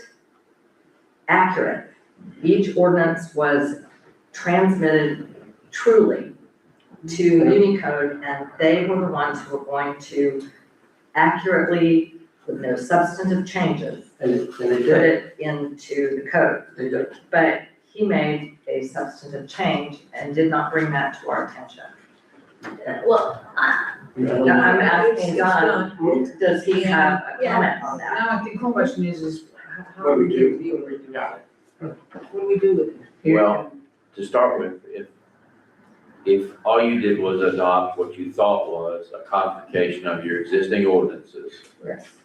And you voted on no changes to your existing ordinances. But in fact, someone had changed an ordinance, then I don't believe that this was a properly adopted change. Because it wasn't, and I'm just relying upon what you're telling me, I wasn't here for that. So it sounds like what you're telling me is that it was brought before the commission that the ordinances that were in place be incorporated by the Muni Code into the Muni Code in their current form without changes. Y'all voted on that. That's But in fact, unknown to you, at least this ordinance, and maybe others, I don't know, had been changed, which is a problem. So there's a big question about whether this is a valid, in my opinion, a valid ordinance. However, at this point, probably rather than going back and dealing with whether this was or wasn't validly adopted, I think you ought to decide from this point forward what you want the compensation to be, and then adopt an ordinance knowingly, but whichever way you want it to go.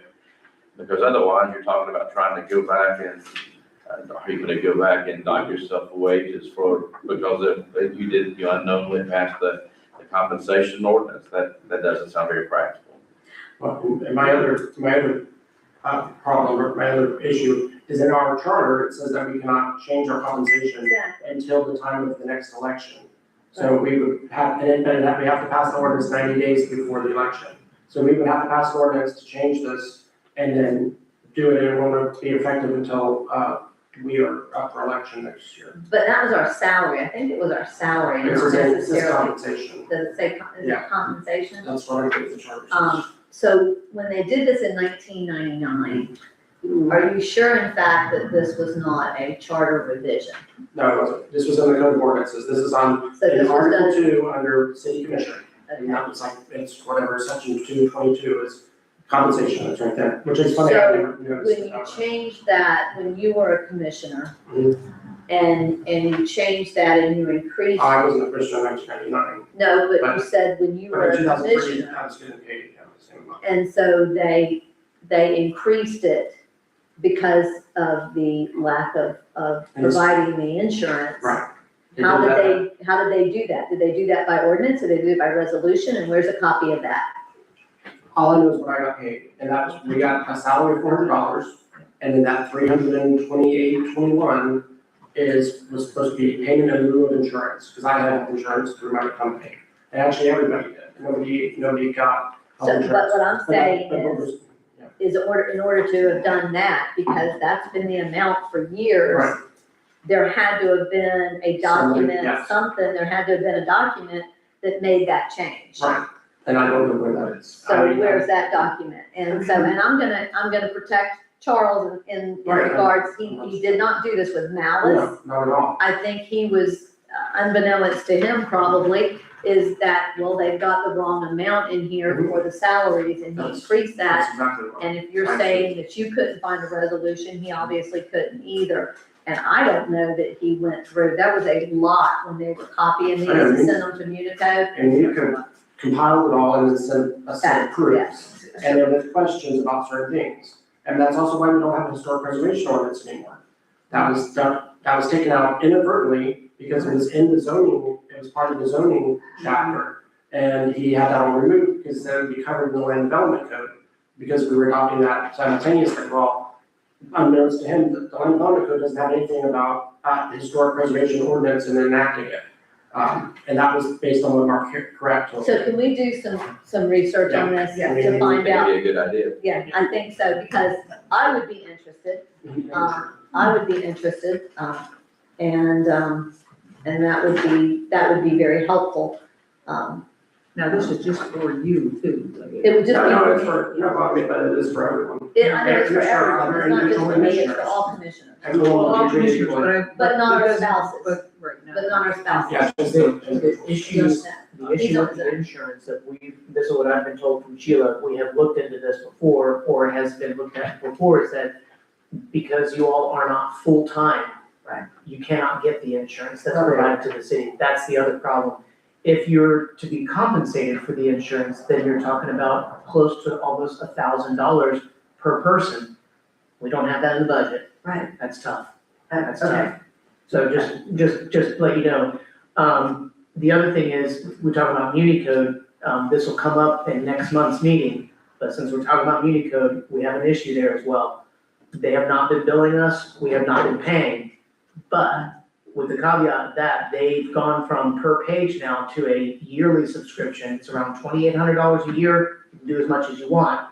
The biggest problem is the land development code, the reason it did not get uploaded, there was a couple reasons for that, but they want $8,500 for a one-time fee to upload that LDC to the Unicode. So I'll be bringing the information forward at a later time with more data for you all. But then it is up there and it's searchable and it is editable.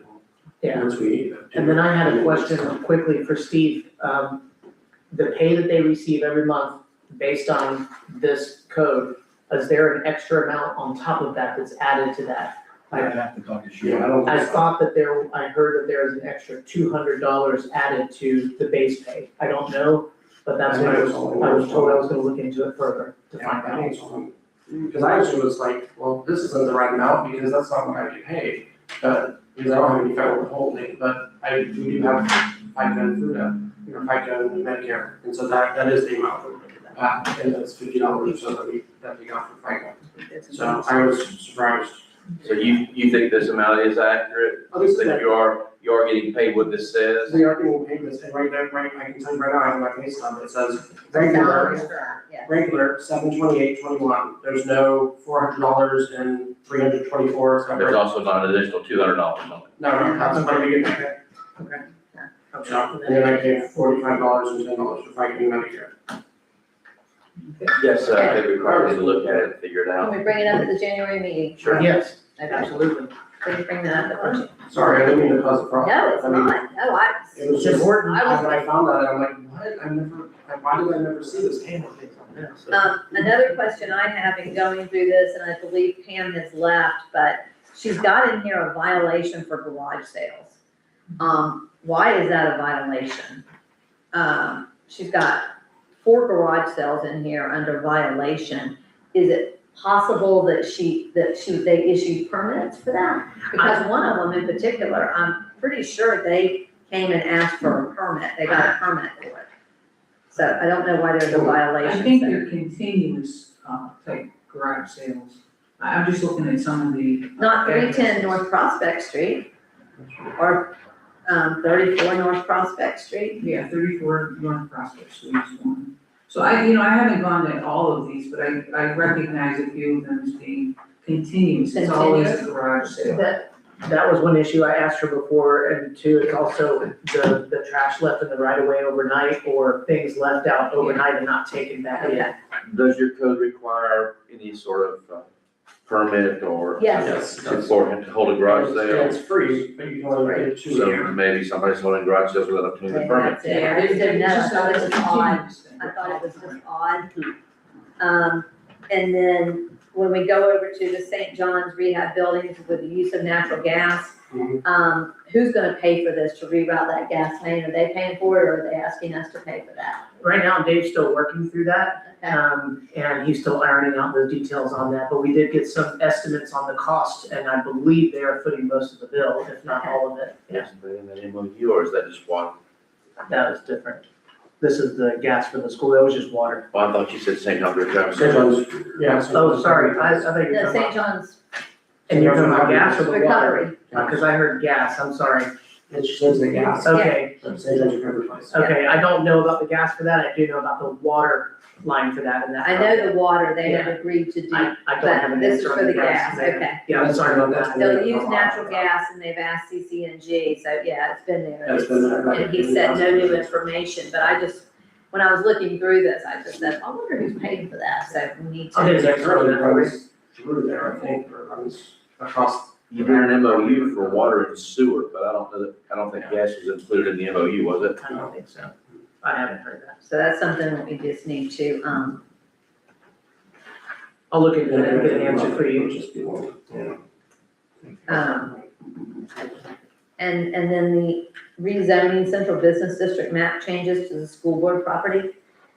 So is that where you've included the school board property into the central business district? It's- Didn't quite understand that. So they'll bring that up later when they go to planning and zoning, and they're also gonna take this is a meeting we were talking about earlier, that they wanna do with the downtown partnership and businesses, but the portion of the land, not the school, but the portion of the land that was talked about as maybe building housing, they removed that from CD one. Correct, and they were gonna leave it as the status that it is right now. I know it's public facilities. Public facilities, correct. We should have to be zoned if anyone's gonna do anything with that. Okay. It's gonna be a public facility. Anything else on this? Yes, sir. And my understanding, you are going to bring to us, and I guess you're still working on that, some language, some policies for how we as commissioners deal with staff. Yes, ma'am. I've actually sent a couple of things over to Dawn Okay. for review, and we're gonna be reconvening sometime in the next week or two. I wanted to bring something to you all in January. I Okay. have 3 items that I want to bring on. One is an onboarding tool for new commissioners and existing commissioners. Another is a revision of our grievance policy to include the commission and management. And the other is language included into our discrimination clauses Okay. within our And policy. within that, you'll also, if there's a grievance for this, towards the city manager. Yes, Right now, yes, it's not going to appointed include in. that in there. Yes, ma'am, Okay. it is, yes. And that's already been forwarded over to Dawn for review. Okay. Yes, ma'am. Okay. Commissioners, I want to remind everybody, if you haven't, we have ethics training that has to be completed before the end of the year. Okay, so now what you're talking about is this whole, report that we got. The investigative report and her recommendations. Her recommendations, I know, were to, actually fix some of the things here in the city, right? Because we don't have anything in place. But at the same time, okay, the report of this whole investigation was, and I'm not trying to be rude and I'm not trying to be mean, but it was caused by one commissioner, an employee thinking that commissioner was out of line. And I think that has to be addressed as well. And it's not an address like, oh gee, she can't be a commissioner anymore, or, you take her out for a couple months or something. Those are stupid kind of things to do, but, it says here, while the investigation was unable to resolve whether any of the specific incidences alleged occurred, multiple witnesses reported subjective feelings of negative interactions with Commissioner Vito. That line bothers me. That means that it's not just Ms. Ames, but it's other employees that also have quite a bit of negative interactions with you. And They so, said subjective feelings. but it's there, okay? And I think we need to talk about that. And I think one solution to it, and it's for all commissioners that have somebody, one of our, if we get crazy with one of our employees, that we have to be accountable for that. And so I would, recommend that, part of this stuff that you're doing here and something for Commissioner DeVito would be to possibly take some, I don't know what kind of classes you wanna call them, but they did the same thing up in Palaco with the manager up there, the city manager. They sent him to a couple of classes just to go through and become a better person, I guess, with their employees. So I think we need to look at that. We need to address it. Okay, could I please respond to Yes. that? So the report says unsubstantiated. It says employees reported subjective feelings. This entire investigation could have been avoided. And I know there was a comment about, the complainant did not expect to have her name in the Plaquemine Daily News. Neither did I. I am the one who is accused of wrongful behavior that a report says unsubstantiated.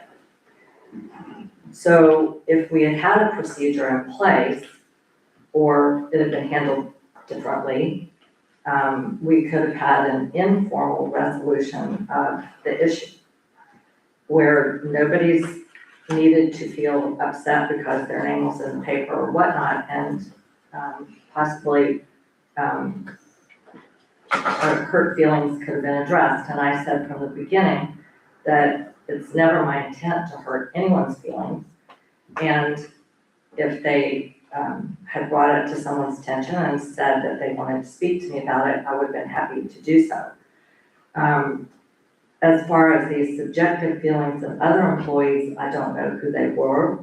I don't know why. I am certainly happy to sit down with the city manager or the human resources director and talk with anyone who feels that they do not have good interactions with me. I will tell you that when I was interviewed by the investigator, some of the issues that were brought to her attention were things that occurred in commission meetings and were voted on by the entire commission. So that's an issue. Because someone doesn't like the way I vote, does not mean that I have personally insulted them. The other thing that I would like to be considered when these procedures are developed is, and I pointed this out when the complaint was first brought, I have been the subject of abuse and swearing by city employees.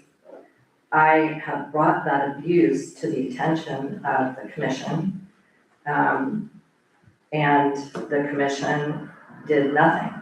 I brought to the commission's attention that an interim city manager was hostile and extremely abusive of me. Nothing was done about that. And I was cursed at in a city commission meeting, and nothing was done about that. So, I think that it needs to be a two-way street, and that when a commissioner is abused and treated poorly, either by staff or by the rest of the commission, and there are incidences where people have said to me, how do you keep going back to the commission meetings when people snap at you? And I have asked the mayor in meetings before, please don't interrupt me and please do not snap at me.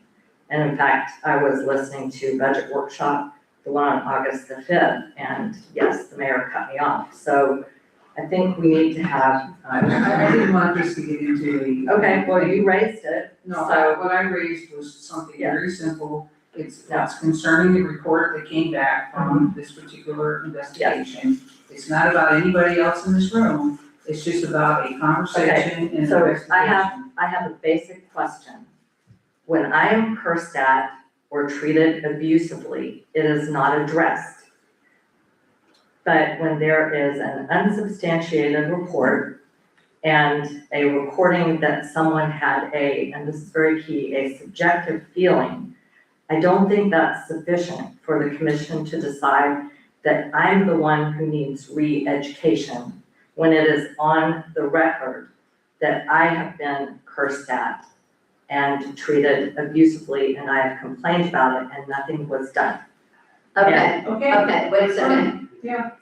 Commissioner DeVito. Yeah. I've heard numerous times about you being cursed at and abused by an interim city manager. I don't know what you expected from the commission to do, because that was his last meeting, that was his last day of employment here, and he basically walked out during that meeting. And so we couldn't fire him, we could not, put him on any type of leave without pay. There really was no, remedy. Right, And so, but we hear that a lot, and I am concerned. there was no apology, but Mayor, before that happened, quite early in his tenure, I brought to your attention that he was quite abusive and ugly to me and treated me in a very angry manner. And you dismissed that and said, oh, you'll know when he is angry. You laughed. No, I think I said, you'll know when I am angry. No, you said when he's angry. Okay, Well, well, regardless, That's not. where I regardless, wanted this to go. that's not, and as far as the investigation, Yeah. I'm disappointed. Yeah. She did not reach out to me. I was the first phone call that was made. And I'll be honest with you, I was surprised that she did not reach out to me. Maybe my name was not given, but I was the first contact that was made, when this happened. I was unaware there was going to be a complaint filed, but, I did reach out to Dawn immediately. And I was concerned that she came to this conclusion, but maybe my name was not given as someone for her to contact, but, I think this will be interesting in January, and I think it's necessary. And, I've brought it to the attention before that I've had employees come to me numerous times, especially our clerks. And, so I think that it's something that is past due. And I'm appreciative that she's brought it to light that we need to work on ourselves as well. Yep. So, but that. And the clerk and myself have worked on it together, and it's something that has been a lot of time spent on. It's gonna be a busy month in January. Since we're talking about meetings, I would like to have you all decide on a date for a special meeting, for a couple of things. The fire station discussion is ready for you all.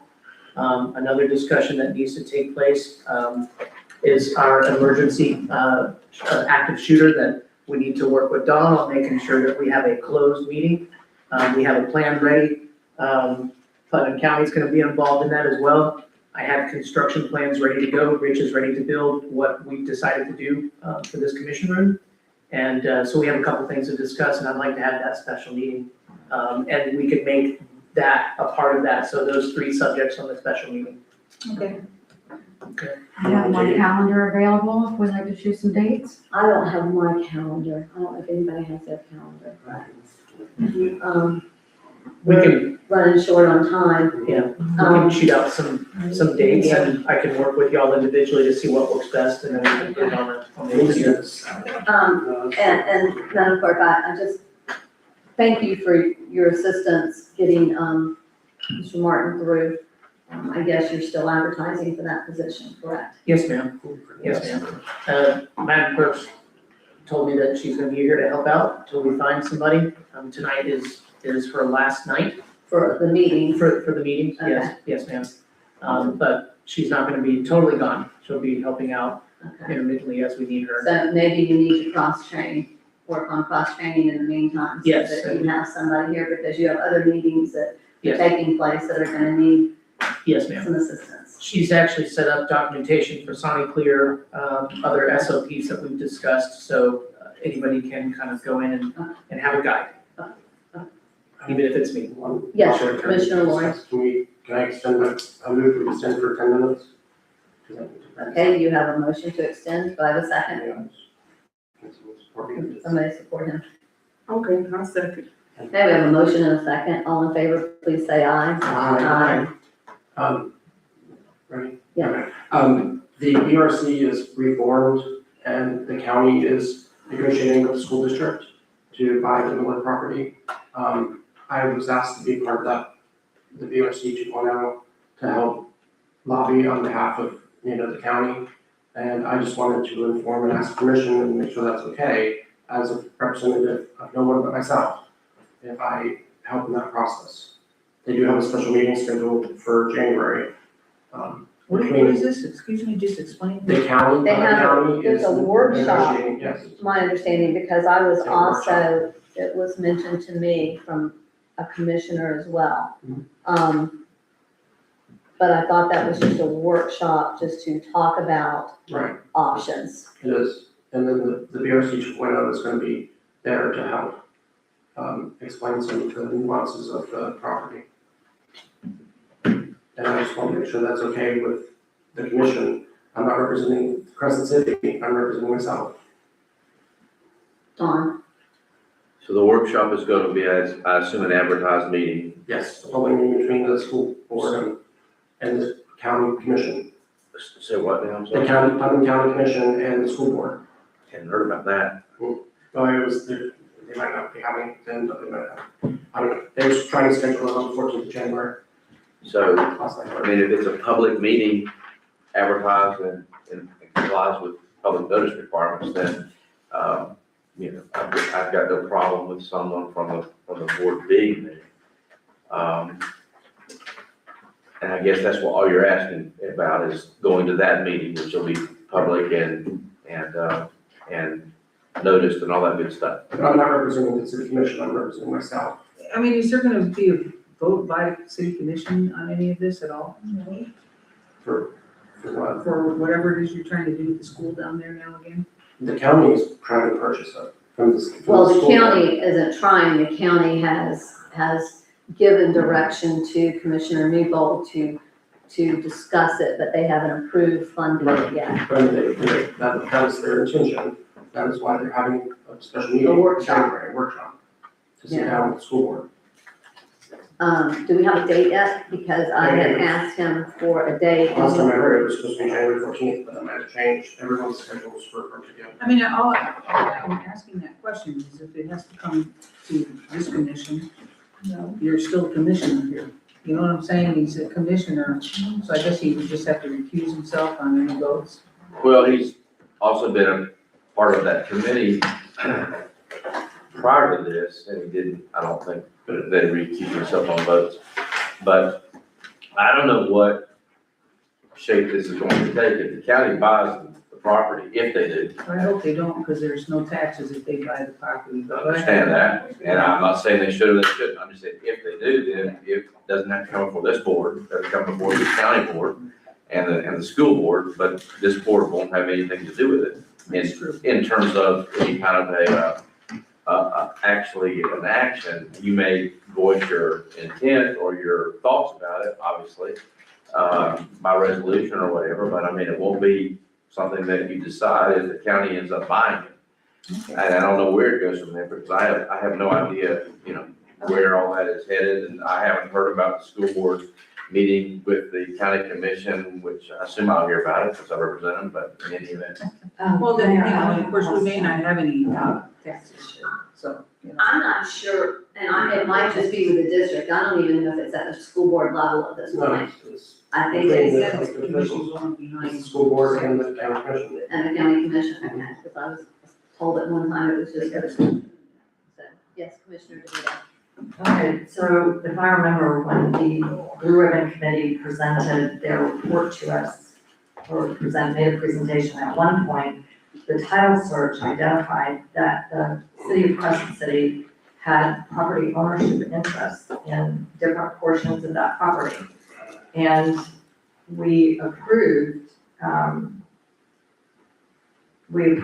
a contract yet to be activated with an attorney in Palatka, I believe it was Charlie Douglas's firm, to advise us on that. And it was my understanding that we did that because Mr. Holmes represents the school board, is that correct? Correct. So, What are you getting at? well, what I'm getting at is if the title search shows that we have interests in the property, do we not need to have legal advice on how to handle those interests in that property before they disappear from us? It's my understanding that one of them is a road, as well as a couple of other items. So it would seem to me that on that issue and maybe a couple of other issues, we need to have some kind of representation if other entities are negotiating for sale. Well, they're going to find, and I don't think that we right now, it would not be, this is of course just my thought on this, is until something actually happens with it, that for us to expend any money, at this time is probably not in our best interest. They are gonna have an issue if they transfer title, because there is, the title is clouded because there's deed restrictions on it. And I don't, there was a lot of talk and a lot of statements were made that I wouldn't tell you I would want to, basically endorse. So I don't know what the status of the title is. But whatever the status of the title is, it is. And that status has not been something that, has just arisen. I mean, whatever that status is, it's been in place for a bunch And of years. there's a time, if my understanding, Don, isn't there a certain time when some of those could go to the wayside as well? So, I mean, there's a whole lot of theories that, I mean, the title of that property, I don't want to get too deep into it because, we don't have all of that in front of us right now, but someone even made the statement that that property couldn't be sold, which was interesting to me because title could be quieted on all kinds of issues. Yes. I file quiet title suits every day. But I don't know what the status of the title is. I wasn't part of that entire process, but I know that the school board had that property for a long time. And, so if there was an issue with title, I assume that it would have arisen somewhere in the time frame, maybe not. But in any event, I'm sorry. I'm sorry, I think, I'm saying that I think the title report said that if the property was going to change hands and not be used as a school was when the majority of the title issues would arise. And I guess my concern is, I mean, if we own something, then, and we have given something of value, then I think it's our responsibility on behalf of the city and the residents, to make sure that we adequately protect those interests. And I don't see how we can do that without getting some appropriate legal advice. And the sooner, that's all. I don't know, I think maybe we need to, I agree with the mayor, I think it's kind of early. I mean, I don't think this is not gonna happen overnight. I mean, but it is never too but there's- early to know where you stand. We'll get back to your question, DJ. Yeah, I know, that's what I was bringing up. And your question was that, is it okay for him to have the? For him to participate, Right. and for him to be a participant as an individual. You're always, no matter where we are, we're always, I understand. As long as he doesn't speak on behalf of the town or indicate in any way, shape, or form that he's conveying a town position, I don't think that he can be That's right. prohibited from That's right, he can be a. acting his personal capacity. and I plan to be at that meeting as well, but again, it's an advertised meeting. Right, so. Okay. Okay, I just wanna make sure that so you weren't surprised and come back. and- Thank you for your courtesy with us, with each and every one of us on that, we appreciate that. Okay, do we have anything else? Was there Yes. anything else on the report that, I wanted to tell you all we had what I feel was a successful, bid opening, all of the bids, I listed how many bids we actually got, we had a lot of bidders. So that definitely was a success. I've got a meeting set up, next week with FDEP. We did get the short order form. Chip is not happy with some of the pH, levels that were stated in the document. It kind of sets us up for the future for them to ding us, so we're gonna fight back on that, see if we can get it modified one more time. Okay. That's something that's important, because that is a $10,000 bill Okay, or $15,000 project, so it's still an issue outstanding. okay. Do you have anything else? There's so much, but we don't have time. I do have something else, I'm sorry, thank you. You got 1 minute. Okay, No, he doesn't. I Well, would, that's Not not, unless you extend. no, it's 10:09. I would like, Actual. I would like to get with you all on a 3-month schedule and get back to having our one-on-ones and get a time that works for you all individually, at least once a Okay. week. You can work with that out with us individually. Yes, I will, okay, thank you. Commissioner Vito? Any update on impact fees? Yes, I spoke to Mayor Haynes, and we are convening in January. His commission has also given him that permission, and we're talking about how we, along with our commissioners, can go to the county and possibly get on the agenda. And so we're gonna have a discussion with the mayors, in January, the 1st of January, want to get through the holidays, the 1st of January. And so take all of the, municipalities and their commissioners, and we just gotta figure out the, how to do that correctly. Well, thank you for handling that first. I had a conversation with him last week. Right, and the other thing is, we have never done this, but most cities set a vision and a plan for the coming year. They set some priorities. When I looked at the minutes, I realized we each had different objectives, that vary just in the city recommendations for the city manager. I think it would be helpful if we would have a planning meeting and set some priorities for a very busy year. The strategic plan. And as, Strategic plan update. strategic plan. Okay, I need a motion to adjourn. We are at, We're the time is, it's 10:10. I will adjourn. Second. All in favor? Aye. Okay, this meeting is adjourned. Thank you all. Thank you. Only we can take a small. They didn't give me the key.